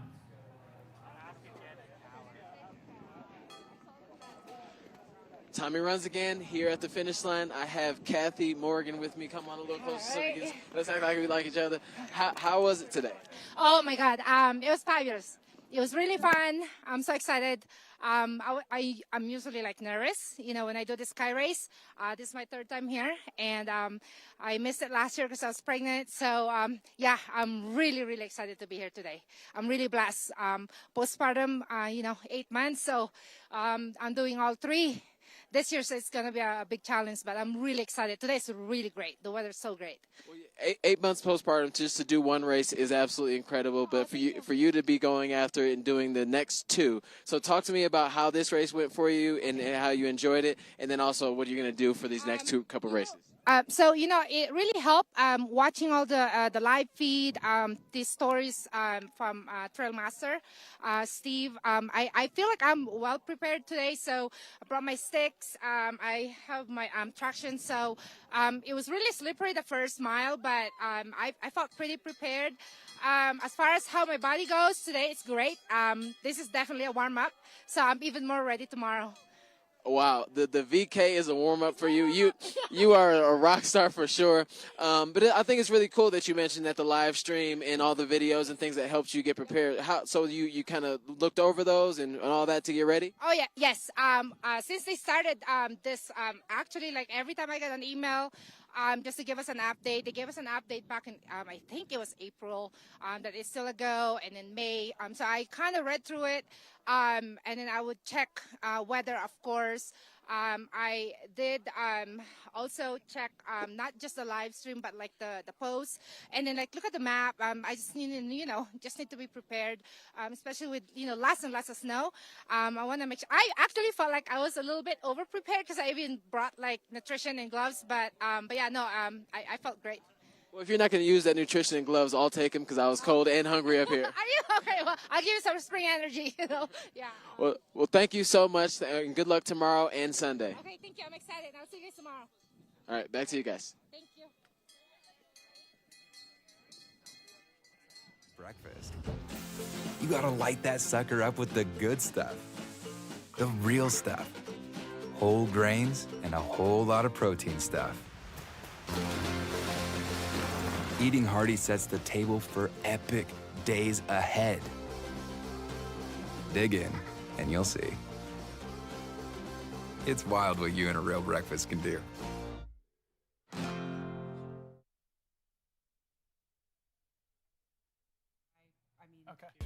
My name is Jeff Vierling, co-founder of Tahoe Nutrition. We make drink mixes for athletes to help you fuel, hydrate, and recover for all sorts of outdoor activities. Running, cycling, hiking, climbing, any sport where you're working up a sweat. We manufacture our own products in Durango, Colorado, and we test and use them on the trails of the beautiful San Juan Mountains. Our mission and our passion is to help athletes achieve their goals and to feel great while doing it. We couple proven nutrition that's simple to use, easy on your gut, and tastes great with encouragement and education. You can think of us as your support crew. We're right there with you doing whatever it takes to help you get across the finish line with a smile on your face.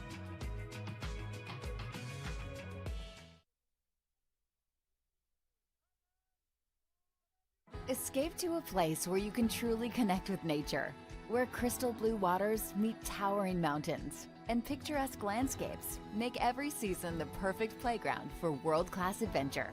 So dive in and feel what it's like to be on top of the world. Join us in preserving the natural beauty and take the Traveler Responsibility Pledge. Be mindful of others and save time using free transportation services like TART Connect. Learn more at gotahoenorth.com.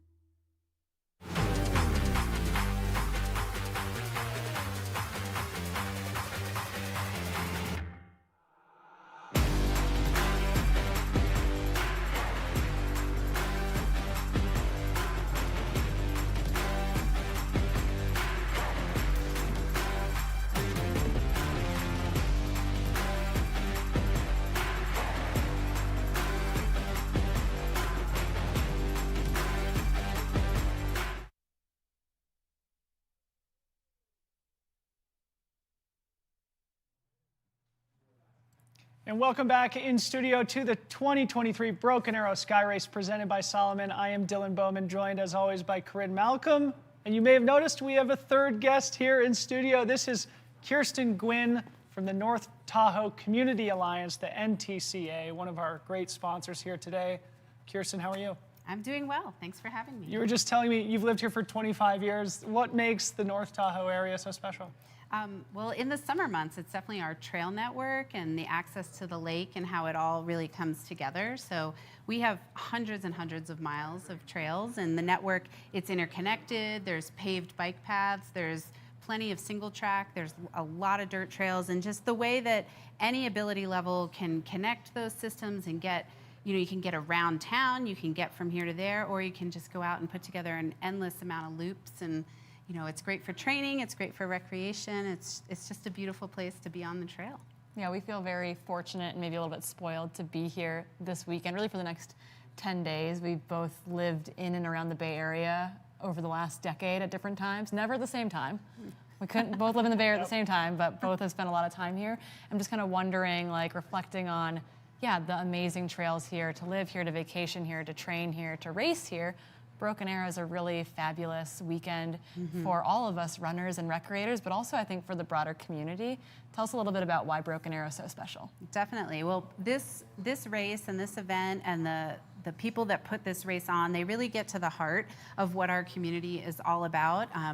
Human-powered sports are, the supreme here, and that's why everybody's here in the long run. So to just have a race of this caliber that attracts the racers that come in for it, it's just such a wonderful thing. And I mean, to be out there, everybody out here is achieving some kind of personal goal, whether they're crushing it or they're racing, pregnant, which is amazing. Yeah, Alice Baker. So to just see that, all together in all of its glory on our gorgeous terrain, people doing what they came here to do, and it's just a great event. And we have a lot of other events that take place in this community all throughout the year. I know Western States is next weekend, and it's the same thing, to be surrounded by people who are out there achieving personal goals and doing it surrounded by their family and their friends and other people who love doing what they're doing. Have you noticed, before we get to the stewardship and the environmental work that you guys do, which I know is really important, have you noticed that trail running is becoming more popular around here? Obviously, we've mentioned it on the broadcast a number of times. This is sacred ground for trail runners, given Broken Arrow and Western States. But it feels like with the growth of the sport, for example, in the men's VK today, there was 2 Italians. In the women's VK, there was a British athlete on the podium. So it's really attracting international fields, and the sport is really growing. Do you guys feel that on the ground here? Definitely. The international visitation to Lake Tahoe is so awesome because it brings such diversity, and you hear all the different languages being spoken, and you get exposure to more just more people and more cultures. So it's excellent that we're able to produce races of this caliber that brings that attraction in. So speaking of special, there's a finish line proposal happening as we speak. No. See, this is why you got to come to North Lake Tahoe, right? You can propose to your significant other at the top of a mountain. Tahoe's now officially a permanently special place. I did a proposal at the top of the mountain. Was your proposal? Yeah, it was in the desolation. Excellent. Unbelievable. Oh, this is great. So talk a bit about the environmental work that you guys do. Yeah, so obviously, the natural environment is so critical to everything we enjoy and love about Lake Tahoe. And so we have really, we're going strong on helping people understand what they need to do, what the individual responsibilities are to really take care of this environment. And it's things like following the principles of leave no trace. You know, everyone's got their individual responsibilities. So we want everyone to consider themselves a steward of Lake Tahoe. It's not something that someone else does. We don't have infrastructure that can follow people around and clean up after them. And so we just need everyone to recognize that and be aware of it and really embrace that, you know, you need to take care of yourself out there. So there's lots of ways to do that. You know, be respectful of the land. Obviously, Broken Arrow it has a very designated trail system, but consider that when you're out just by yourself. Stay on your trail. Follow the signage. Make sure your car is parked legally. That's a big one. And don't leave your litter behind, and don't set it next to the trash can, because then the wildlife can get to it. And so you just need to be careful to always be preserving the environment so that it's here for generations to enjoy. Yeah, we've been up on Barker Pass and that PCT TRT split, and we ran into some PCT hikers, and they're like, oh yeah, like we've got this stuff. And we're like, oh, we'll take your trash for you. Like, that's awesome. Like helping each other out a little bit, knowing that those through hikers don't have that much space in the pack. We're like, we've got you. We'll make sure that gets to the right place. Yeah, little trail angel. I always go up there right around the time the through hikers come through with a big jar of peanut butter and like trail angel 50 spoons. Sure. Kirsten, you may not know this, but you are in the company of a legend here. Corinne Malcolm owns the fastest known time on the Tahoe Rim Trail around the entire lake. Ran it 2020. It was pandemic fall. It was great. Oh my gosh. Did you stash water everywhere? I did it supported. So I had friends that were meeting me every like 20 to 40 miles with more water and more food, and it was an amazing experience. Like, this felt like our backyard. We were in the Bay Area for my husband to go to medical school, and we came up here to ski and to mountain bike and to run, and it was like a celebration of that whole time period up here, and truly like connecting with the mountains that were so special. That's excellent. I love that. Kirsten, maybe quickly before we let you go, is there anything you want to say about like community and the importance of community in this area? Because we were just talking about it, you know, living in a place that depends on tourism, right? But it's such a beautiful, wonderful place to live. It creates a bond among the local community. I wonder if you want to share anything about that. Yeah, I mean, it's everything, right? So our organization is really focused on the management of the destination and bringing the community and the visitor community together to recognize that, you know, this place it's as beautiful as any national park, and we are lucky enough that we get to enjoy it and have our community here. But we still need to move through our lives in and around Lake Tahoe and treat it as if it is a national park. Amazing. Well, it's great to meet you. Thanks so much for supporting our broadcast and for welcoming us to the community. It's an honor to be here, as always. Yes, thank you. Yeah. Kirsten Gwynn from the North Tahoe Community Alliance, thank you so much. And we do have Anna Gibson in studio here, the women's champion from the VK, so we're probably going to cut to a quick commercial and probably do a little bit of a swap here, but we'll get confirmation. We're going to go to Tommy, I think. We got Tommy with audio, I believe, with that newly engaged couple at the top of the finish line of the VK. Perfect. And we are here again at the finish line in the summit, and I am here with two very special people, Mario and Alejandra. I look back, and I didn't realize what happened, but I want to say congratulations for multiple reasons. Congratulations on both finishing this race, but then also congratulations on your engagement. We look back, and you're getting proposed to. Did you say yes? Yes, of course. Well, congratulations. How was the race for you today? You know, started with a rough start, but finally, you know, held it in. Coming up and, you know, regain my composure and just trying to finish before she got here. Otherwise, it wouldn't have worked out. Awesome, awesome. And how was it out there for you today? It was a little bit difficult. My legs were like super tired, but the views are awesome, so I just kept on going. Speaking of the views being awesome, like what better view can you propose to someone on than this? It's absolutely amazing. Was that part of all the plan? You know, we're like, okay, I'm gonna do this at the summit. Yeah, definitely. My only concern was I had the ring in my drop bag, and I had to go down to the drop bag and come back up, and I was nervous I wasn't gonna make it, but I kind of ran a little bit on the way back, and she was still down there, so thankfully it worked out. Well, good. Well, that's the next year. They're just probably going to add a race. It's going to be you run to the summit, you run down to the backdrop, and run back, and then see who wins. Because I couldn't have done the one run. I don't know how you did that and came back and still made it in time. Yeah, no, it was tough. I was hoping, like I said, get here in time, and coming back, people are like, why are you going back? Are you crazy? I'm like, yeah, I got to get back. I got to meet someone there. I got a girlfriend waiting for me. So it was definitely pushing me to get back real quick. Girlfriend, now fiance. So next time you come back here, you guys will be husband and wife running again next year? Most likely, yes. Yep, very good. Yeah, for sure. Awesome. Congratulations on all fronts. What was your favorite part? I keep asking everybody this because there's so many different people have answered it in different ways. What's your favorite parts of the race today? The snow, running on the snow was really great. Last year when we came, there wasn't a whole lot of snow, so just getting the snow and getting that feeling under the feet and, getting ready for Sunday's race, so it's great. And what was your favorite part? The snow as well. I mean, we're from Miami, so we don't get to see this, so this is awesome. Man, I'd rather be in Miami right now. Thank you so much, guys. Congratulations again. Thank you. Thanks a lot, guys.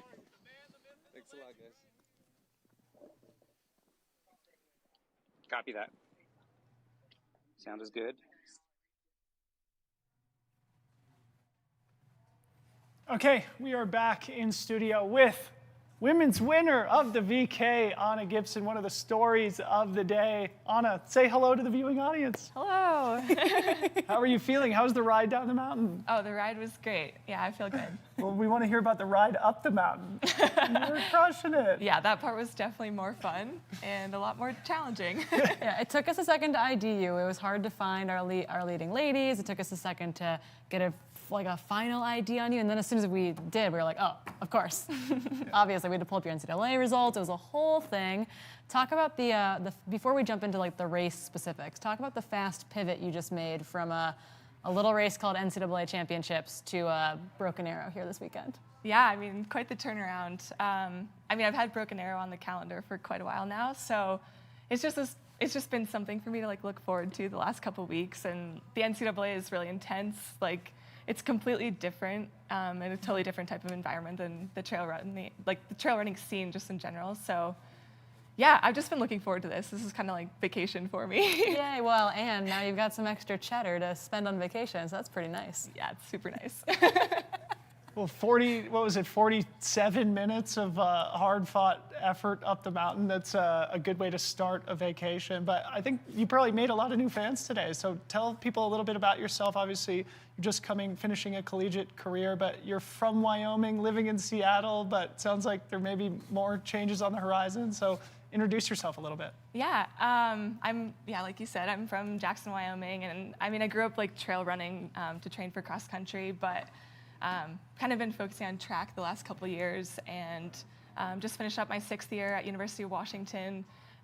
Super fun running there, and I don't know, there's a lot to look forward to. I'm like, I want to keep doing track, I want to run more trail stuff, kind of go more 50-50, but yeah, big transition right now. I honestly don't have a lot for plans, like just races on the calendar, and I don't know where I'm going to be training or living, so. We joked about that. Going to USA's in your DNAFIT kit would be pretty cool. Well, the joke was, as you were finishing, that as soon as we get on in studio, the first question I'm going to ask her is, what's next? Because, I mean, you said it was really hard going up, but you made it look super easy. That was a super impressive vertical. Have you done one of those before? I ran a VK at the Rut last year. That was my first official VK. So you probably know that Allie McLaughlin won the World Championship last year. Of course, this is a different course, but you ran significantly faster than her time at Broken Arrow Vertical last year. Does this get you excited to try more of these? Oh my gosh, I'm so excited. Yeah, I mean, I think I've learned that I can make the track fitness translate to the trail going uphill really well.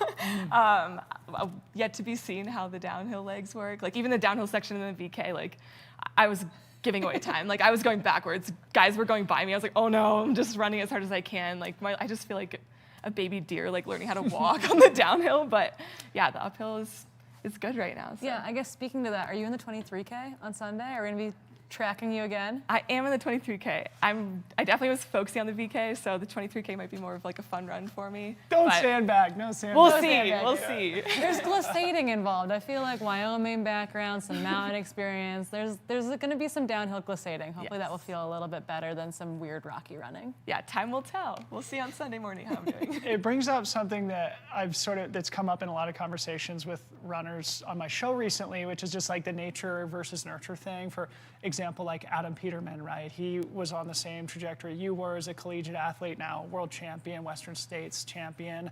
but he also grew up like with a dad. They went and peak bagged around Montana. You grew up in Wyoming, in a place that's iconic for being a mountain destination. Like, do you feel at home in this environment? And do you feel like your place maybe in the trail running world? Oh my gosh, I love it so much. Yeah, like this is my heart and soul. Like this is why I love to run. And the track is great. Like I think they complement each other a lot. I definitely could not run uphill like I do now if I didn't train for track. Like they go hand in hand for me, but I come here and I'm like, oh, like I just take like a sigh of relief. Like this is just so fun. I love it. Amazing. So 23K Sunday, and then what comes beyond this weekend? I'm hoping USA's for track, okay. First week of July, and then after that, some more trail where's stuff. That? Where's USA's? It's in Eugene. Okay. Yeah. Nice. Yeah. Hayward Field. Mm-hmm. We're basically in the Hayward Field of trail running right now. You know we kind that, of right? are, yeah. Yeah, I've got some unfinished business on the track, so I'm going to take another couple reps this week. Where do you view your biggest strength right now as an athlete? Oh man, being versatile. Can I say that? Yes, yeah, totally.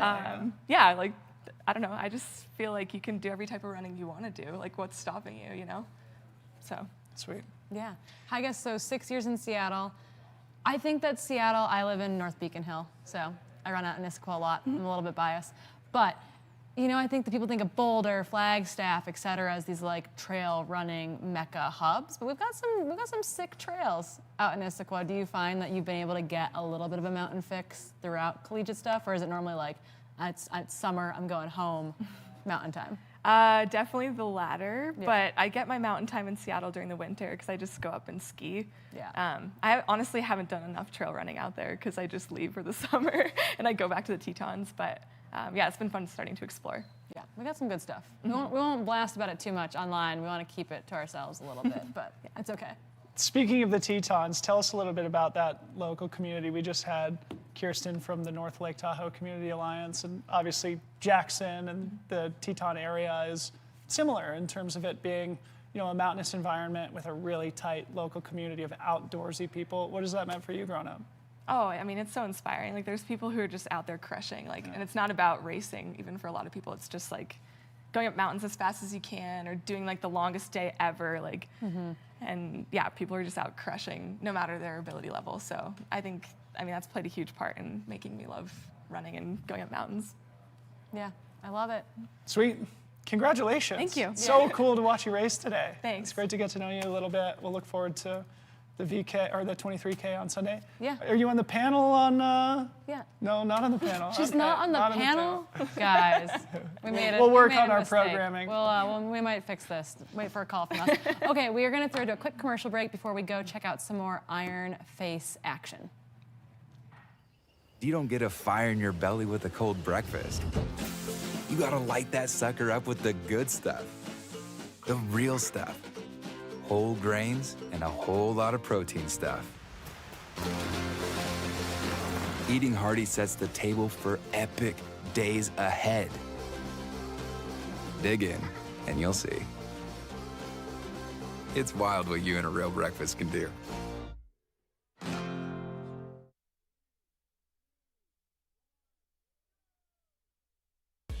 My name is Jeff Vierling, co-founder of Tahoe Nutrition. We make drink mixes for athletes to help you fuel, hydrate, and recover for all sorts of outdoor activities. Running, cycling, hiking, climbing, any sport where you're working up a sweat. We manufacture our own products in Durango, Colorado, and we test and use them on the trails of the beautiful San Juan Mountains. Our mission and our passion is to help athletes achieve their goals and to feel great while doing it. We couple proven nutrition that's simple to use, easy on your gut, and tastes great with encouragement and education. You can think of us as your support crew. We're right there with you doing whatever it takes to help you get across the finish line with a smile on your face.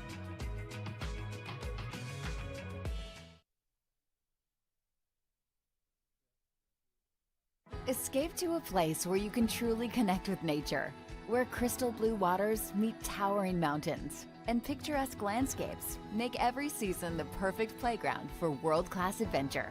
So dive in and feel what it's like to be on top of the world. Join us in preserving the natural beauty and take the Traveler Responsibility Pledge. Be mindful of others and save time using free transportation services like Tart Connect. Learn more at gotahoenorth.com.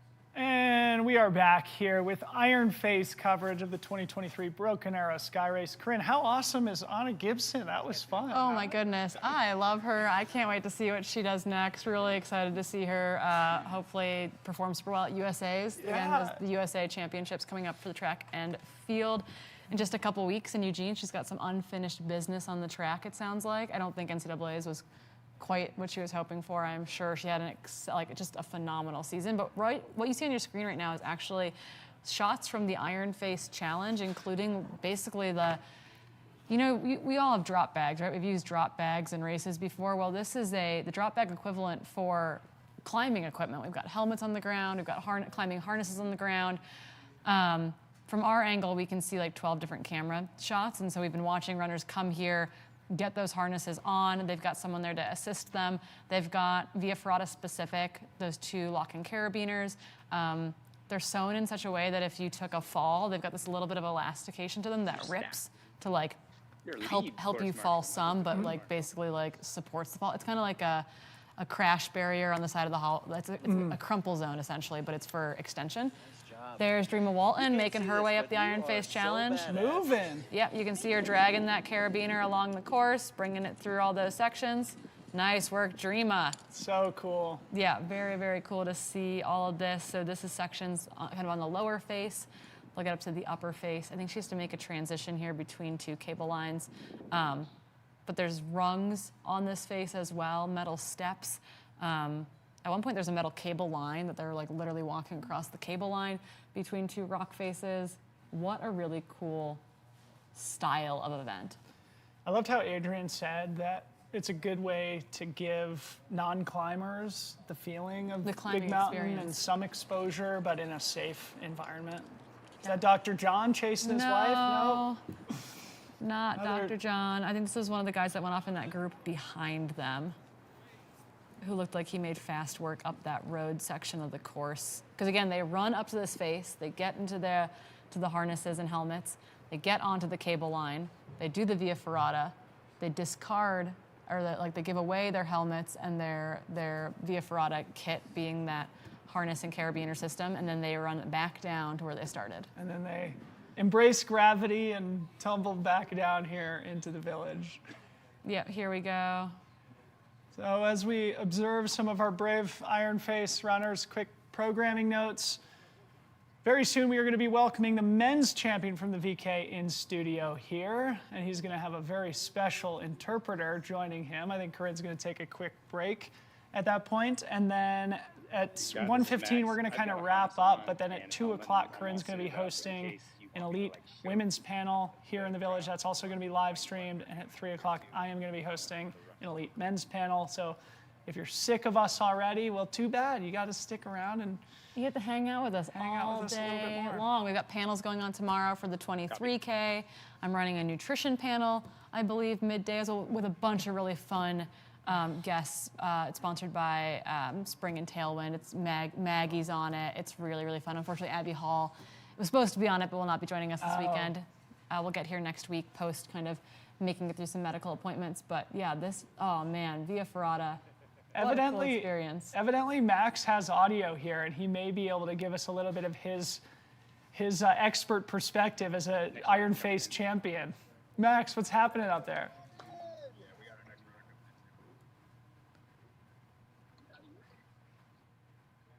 All right, here we are. We are at the suit-up point of the Iron Face Challenge. This is where everybody gets their harness on, gets their carabiner. This is the carabiner that they're sliding along the Via Ferrata. Let's check in with a runner coming in right now.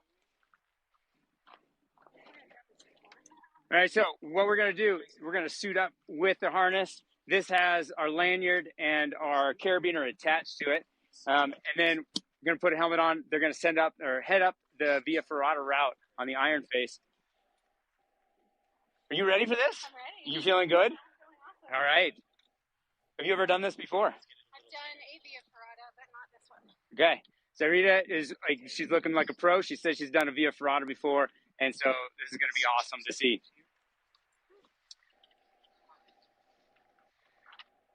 So this is the carabiner. As you can see, it's a full carabiner except for this little slit right here. As this slides along the cable, then that's going to go through the attachment points on the cable as they're attached to the wall. This allows people to get on the cable, stay on the cable, and not come off of the wall, and slide this along as they go across those attachment points. Once they're on the cable, they're on the cable. They will not come off. Traditional via ferratas have attachment points, 2 attachment points. You clip on and clip off, but this one is on full time. So let's watch her.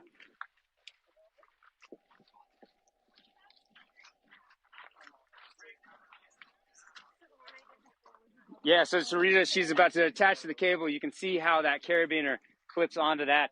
This race, I have to say, this is incredible. This is a once-in-a-lifetime experience because we don't have anything like this in the U.S.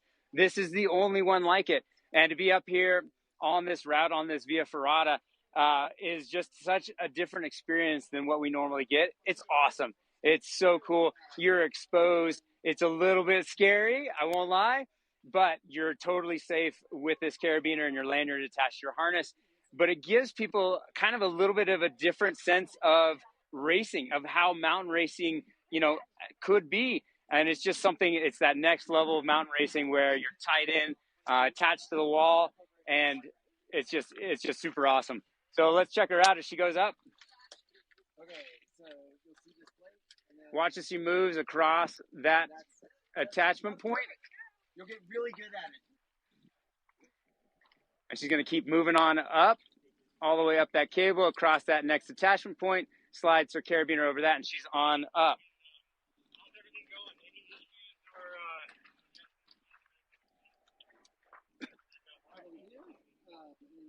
You're going straight to the right now. Straight right.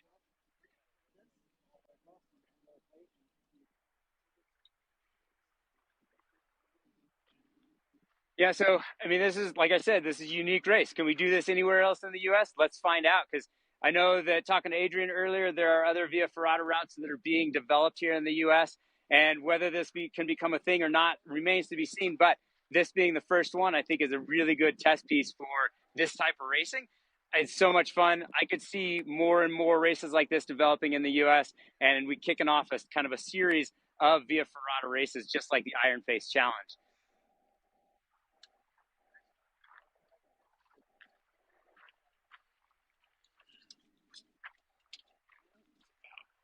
Yeah. So, and just to give you an overview of the race course here, we're at the suit-up point. What they did was from the village down there, they ran up about a mile and about 500 feet in elevation up to this point where they get on the cables.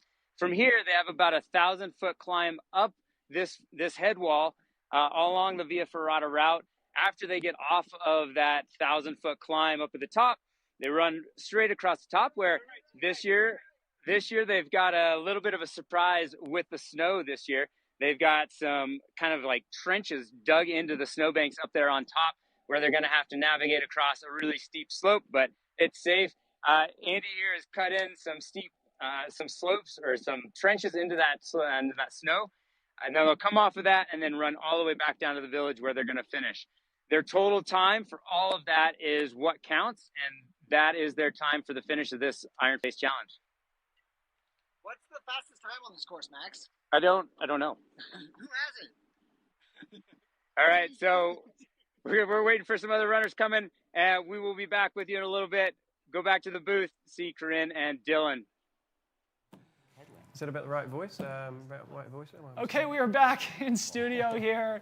Again, my name is Dylan Bowman. As part of the 2023 Broken Arrow Sky Race broadcast team, I'm joined by two very special guests, our men's champion, Andrea Rostin from Italy, and the legend, Jono Wyatt, the Kiwi, you live in Italy, Jono? Yeah, I live in Italy, yeah. Thanks, thanks, Dylan. It is a pleasure to be here. First time here at Broken Arrow, and it's a real pleasure to see the event.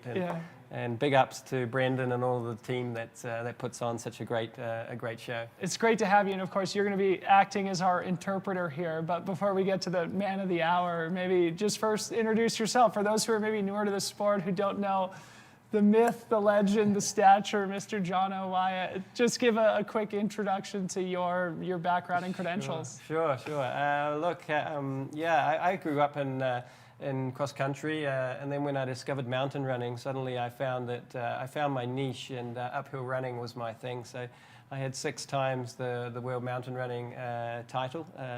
And I think I'm still the record holder for Mount Washington Road Race as well. So I didn't race a lot here in the States, but when I did, I really enjoyed the atmosphere. Well, you and I have been emailing back and forth, scheduling a podcast, so we'll tell more of your story here on my show very soon. But for now, let's talk to Andrea.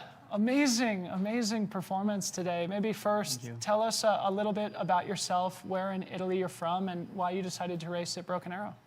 Ok, come mai sei venuto qua? Sono venuto qua perché quest'anno voglio seguire tutte le prove di Coppa del Mondo e la mia prima volta in America, è un bellissimo posto, sono molto contento di questa gara e adesso continuerò a seguire sicuramente il calendario World Cup e sono contento di aver iniziato così, con la vittoria. So Andrea's wanting to follow all of the rounds of the World Cup this year. So we have 5 vertical races in the World Cup, so the short uphill.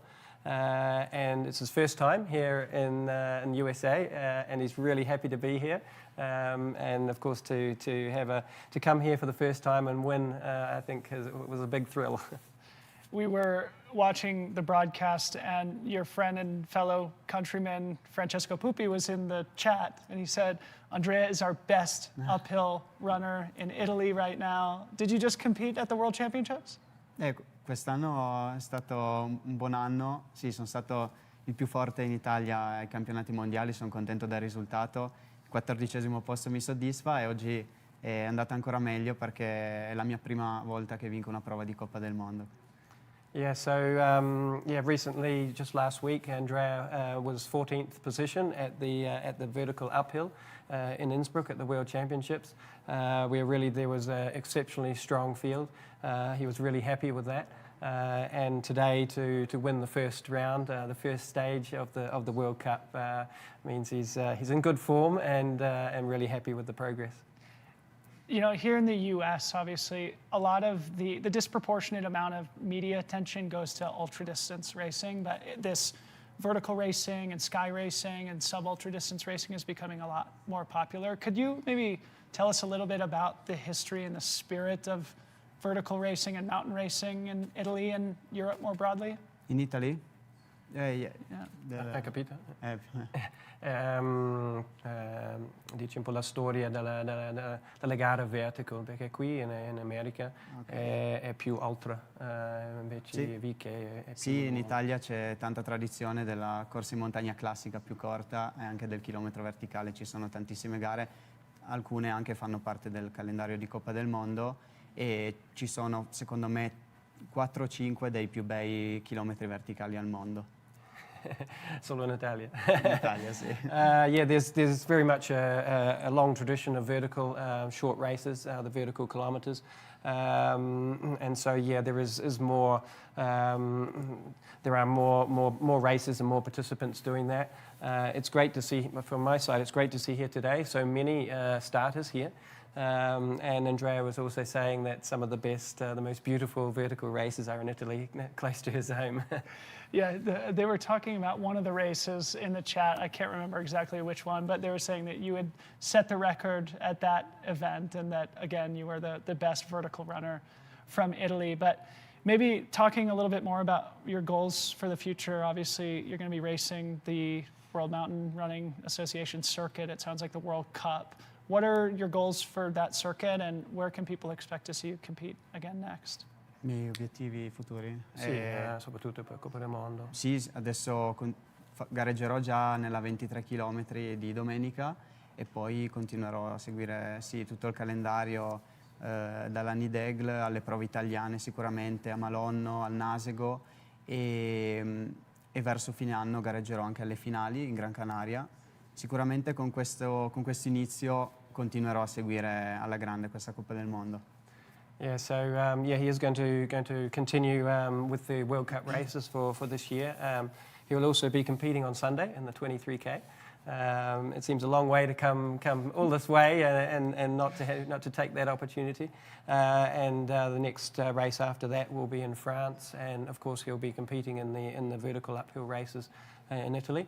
So I know in the chat they were talking about the Pizza Try Vertical. That's what it was. And that's quite a historic, famous race in a very small Italian town called Milano. But they're very passionate there about mountain running. Amazing. How old are you? 24. 24. In November, 25. So tell us a little bit about maybe who are some of the people that inspired you to get into mountain running, and maybe what are your goals for the future? Quali sono le ispirazioni? Chi sono i tuoi ispiri di più?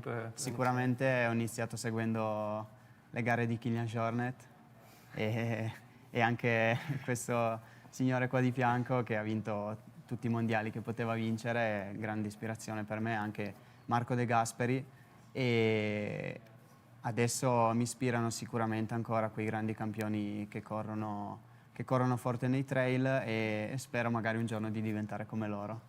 So I'm sure you heard some of those famous names there, the inspiration from Kilian Jornet, also Marco De Gasperi, who's a runner that I had many battles with over the years, and Andrea very diplomatically said also I was an inspiration. So on our other, we're also part of the same team. I work for La Sportiva, and Andrea is one of our team athletes. Awesome, awesome.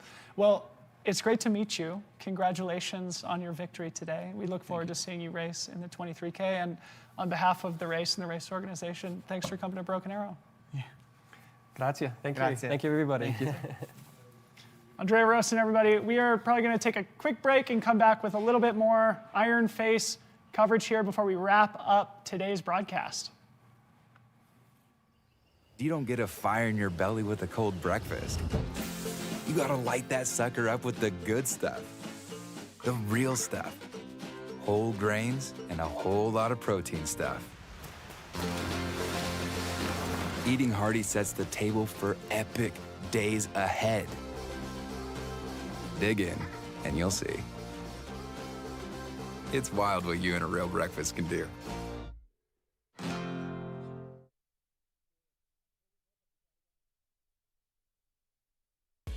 My name is Jeff Vierling, co-founder of Tahoe Nutrition.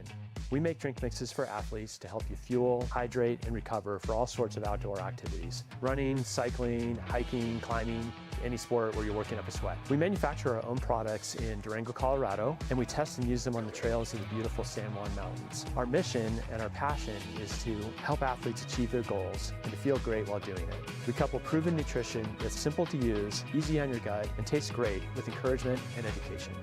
You can think of us as your support crew. We're right there with you doing whatever it takes to help you get across the finish line with a smile on your face.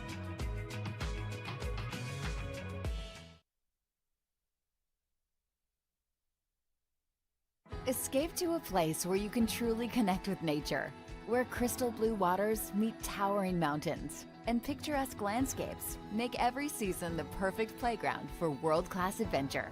So dive in and feel what it's like to be on top of the world. Join us in preserving the natural beauty and take the Traveler Responsibility Pledge. Be mindful of others and save time using free transportation services like Tart Connect. Learn more at gotahoenorth.com.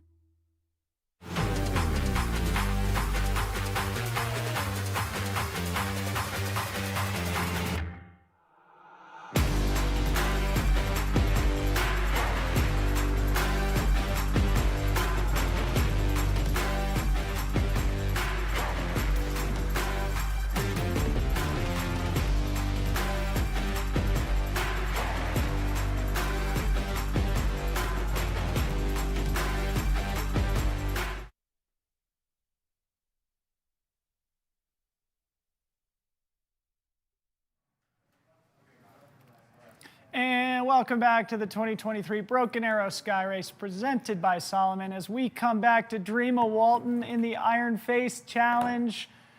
Such an awesome event here, and what a great first day here of action. Corinne's getting her mic plugged back in here. But man, that was such a fun interview with men's champion Andrea Rostin, and I didn't want it to be lost on our viewing audience just what a legend his interpreter is, Mr. Jono Wyatt, the Kiwi who lives over there in Europe, who is a mountain running icon. It's great that he was able to make the trip all the way over here as well. And look at Dreama. Corinne, are you plugged back in? Yep, I can hear. I am on. I think my mic is working. Yeah, that is steep. This is what people who were watching them run the cables. This is the climbing component that Adrian was talking about. It really gives you that feeling of like, I am rock climbing. Yeah, and I am Alex Honnold on the rock face. Yeah, the big grassy meadow that's just going out of view. It's probably obvious, but that's basically where Dreama came from. So she is making great progress up the mountain here, consuming vertical meters and feet for lunch like it's no big deal. And as Max said, it's a little bit scary in some spots. A little bit airy. Airy and scary, I think is what it is. Yeah, but it's also safe. So, you know, for those who don't love exposure, but who are potentially interested in this type of adrenaline-producing adventure, you get the mix of safety with that adrenaline experience. So yeah, you get a little bit of something. Yeah.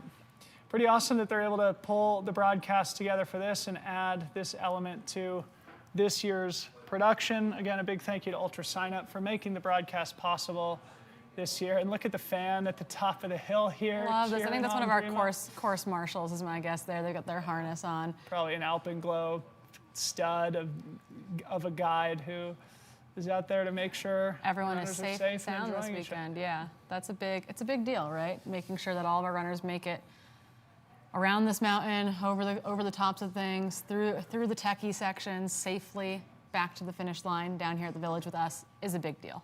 And thanks to our sponsors. You see these brands displayed on the screen here. It's worth mentioning each and every one of them for making the broadcast possible here today. Tailwind Nutrition, Cetus, The Foot Company, North Tahoe Community Alliance, Kodiak Cakes, GoPro, and Lecky. Thanks so much to those brands for making today's broadcast possible. So we are probably about 20 minutes left in our broadcast here today. Corinne's going to have a short break before she's got to host her panel, and then I'll do the panel just after hers is over. So it is going to be fun to, as much as fun as it's been to be in the booth, to go outside and be amongst the community this afternoon, huh, Corinne? Yeah, so panel starting at 2 p.m. over at the main stage in the village here, not that far from where we're sitting right now. Those will be streamed, and if you want to catch them live, we will have Q&A open at the end of each of these panels to ask your questions of these incredible runners. I think that's a really big deal to get those questions, and it's so cool. It's your one opportunity to ask these guys and gals like really interesting things. It's a good point. You should bring your laptop and maybe take some questions out of the chat too. Oh yeah, join the chat. We'll definitely be trying to do that. Don't log off. Don't log off. Yeah, don't log off. Don't go anywhere. Stay with us all weekend long. Don't get anything done. I know you're not working right now. Right? So should we preview the 46K a little bit here? I mean, we're not going to be broadcasting the race tomorrow, Corinne, but there are going to be a lot of incredible athletes. Obviously, our panels will act as a bit of a preview here this afternoon, but maybe we could run through some of the characters racing tomorrow. Totally, and maybe some of those kind of notable like misses as well of like who isn't going to be on the start line. I'm just going to pull up my free trail fantasy. This is your kind of nudge, nudge, hint, hint. Go cast your free trail fantasy. Get your picks in for the weekend.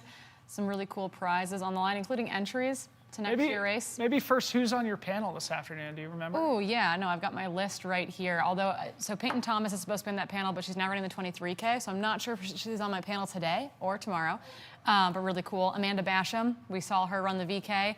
Lottie Brinks, Georgia Porter, Christina Mascarenas, Caitlin McDaniel, who was at Gorge, and then I believe Lucy Bartholomew. Sweet. So it's a stacked panel. That's a great panel. I've got Chris Myers, Nick Handel, Dave Stevens, Rich Lockwood, Josh Eberly, and Jeff Mogavero.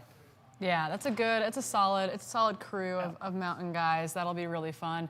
And that's a long race. Oh no, Josh has run. That's the cable line I was talking about. Yep. You want to talk about airy and scary? That might be where it is right there.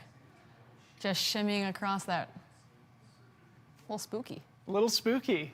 Little spooky. Yeah, I would definitely be feeling a little bit of the nerves there myself. I'm being told we have a really cool visual that will give us a great understanding of what makes Palisades Tahoe special, not only in the summer months, but also in the winter months. So I think we're gonna cut to that now. Oh, cool.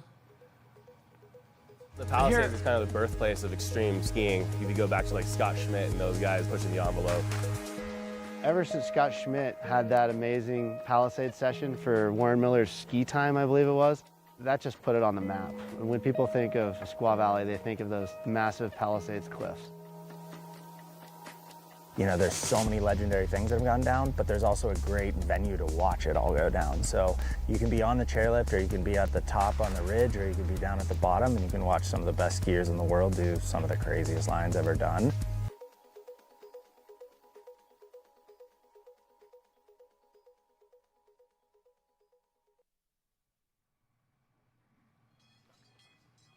Unbelievable, yeah. As we talk about the history of trail running in the area, I think it is important to mention the history of skiing here in the Palisades Tahoe area as we cut to the final finishers here of the vertical kilometer.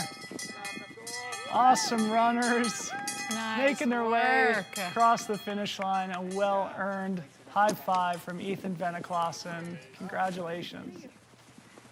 Yeah, so cool. We've seen a little bit of everything out of this VK. We saw a proposal, we saw a group of young rippers, all of like 10 to 13 years old. An 8.5-month pregnant Alice Baker crossing the finish line. Yeah, like entire families out there. Really, really cool. How fun. I love it so much. And having Tommy Runs up there, I think all day is really a very special way for us to finish it. It was really windy up top. I was worried we weren't going to get audio from him, and we were, and that was so cool to have that dialed. So we are back in the studio here to wrap things up for today's broadcast. What a great day one, Corinne. We did it. Come on. We're almost through with our day one responsibilities. Day one from the broadcast is over. Just to repeat ourselves, it's probably broken record territory, but at 2 o'clock, Corinne's going to be hosting the Elite Women's panel. 3 o'clock, I'm going to be hosting the Elite Men's panel. If you're in the village, come see us live. Otherwise, follow along on YouTube. Thank you to our sponsors, Solomon, the presenting sponsor of the race, UltraSignup, the presenting sponsor of the coverage today, and then, of course, the North Tahoe Community Alliance, Tailwind Nutrition, Lecky Trekking Poles, GoPro, Kodiak Cakes, and Seedus. Really, the broadcast is not possible without those brands, so a big thank you to them. Corinne? And for you all watching at home too, right? Like that's the other group that makes this possible. It's you all watching at home in that YouTube live chat, letting us know who you're cheering for. You guys add a lot of flavor to what we do. Inside jokes abound. It's really, really fun to get to follow along with that live chat group. The community is really, really wonderful. So thanks to you watching at home. Please watch all weekend long. I cannot wait for what is ahead. Yeah, great day of action at the front of the vertical K race. It's great to meet Anna Gibson, to meet Andreas Rosten here in studio. Both are going to be racing the 23K on Sunday. We will be back for that 7:15 a.m. on Sunday morning. That's it for now. For Corinne Malcolm, I'm Dylan Bowman. On behalf of the production team, thanks for joining us.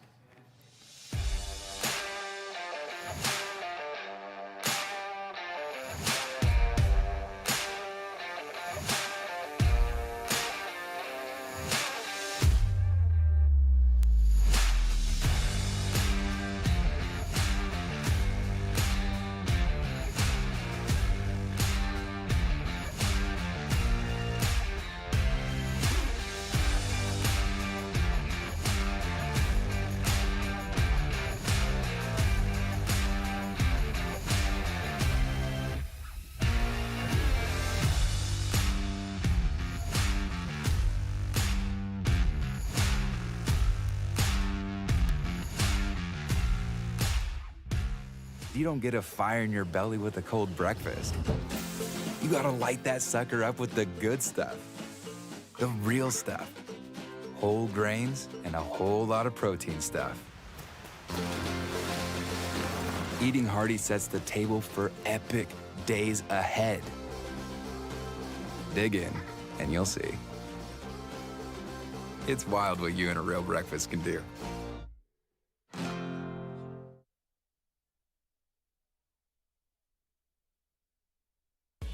My name is Jeff Vierling, co-founder of Tahoe Nutrition. We make drink mixes for athletes to help you fuel, hydrate, and recover for all sorts of outdoor activities. Running, cycling, hiking, climbing, any sport where you're working up a sweat. We manufacture our own products in Durango, Colorado, and we test and use them on the trails of the beautiful San Juan Mountains. Our mission and our passion is to help athletes achieve their goals and to feel great while doing it. We couple proven nutrition that's simple to use, easy on your gut, and tastes great with encouragement and education. You can think of us as your support crew. We're right there with you doing whatever it takes to help you get across the finish line with a smile on your face.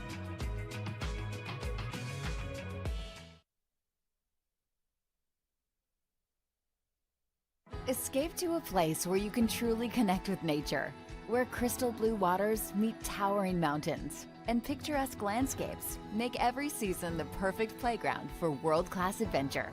So dive in and feel what it's like to be on top of the world. Join us in preserving the natural beauty and take the Traveler Responsibility Pledge.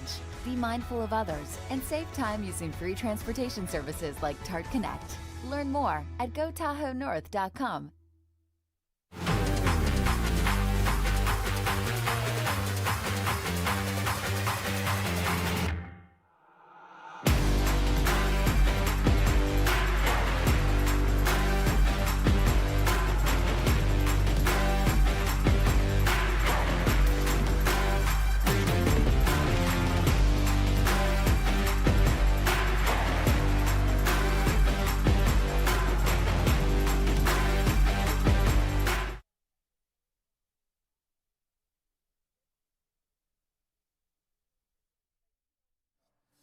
All right, guys, we are wrapping it up here. Be sure to come back on Sunday. We've got the 23K, we've got athlete vignettes, we've got a great piece about the trophies that were done. And so I couldn't get enough of this. I hope you guys couldn't get enough of it. It's your support that means a lot in this sport. And again, like I'm a runner. I might be injured now, but like I'm out here. This is our own sport, building up and telling our own stories. So come back and support it, and we look forward to being around Sunday. We're going to come here, 7:15 a.m. We're going to be starting Pacific Coast time, and I look forward to seeing you guys then. You know I'll be here.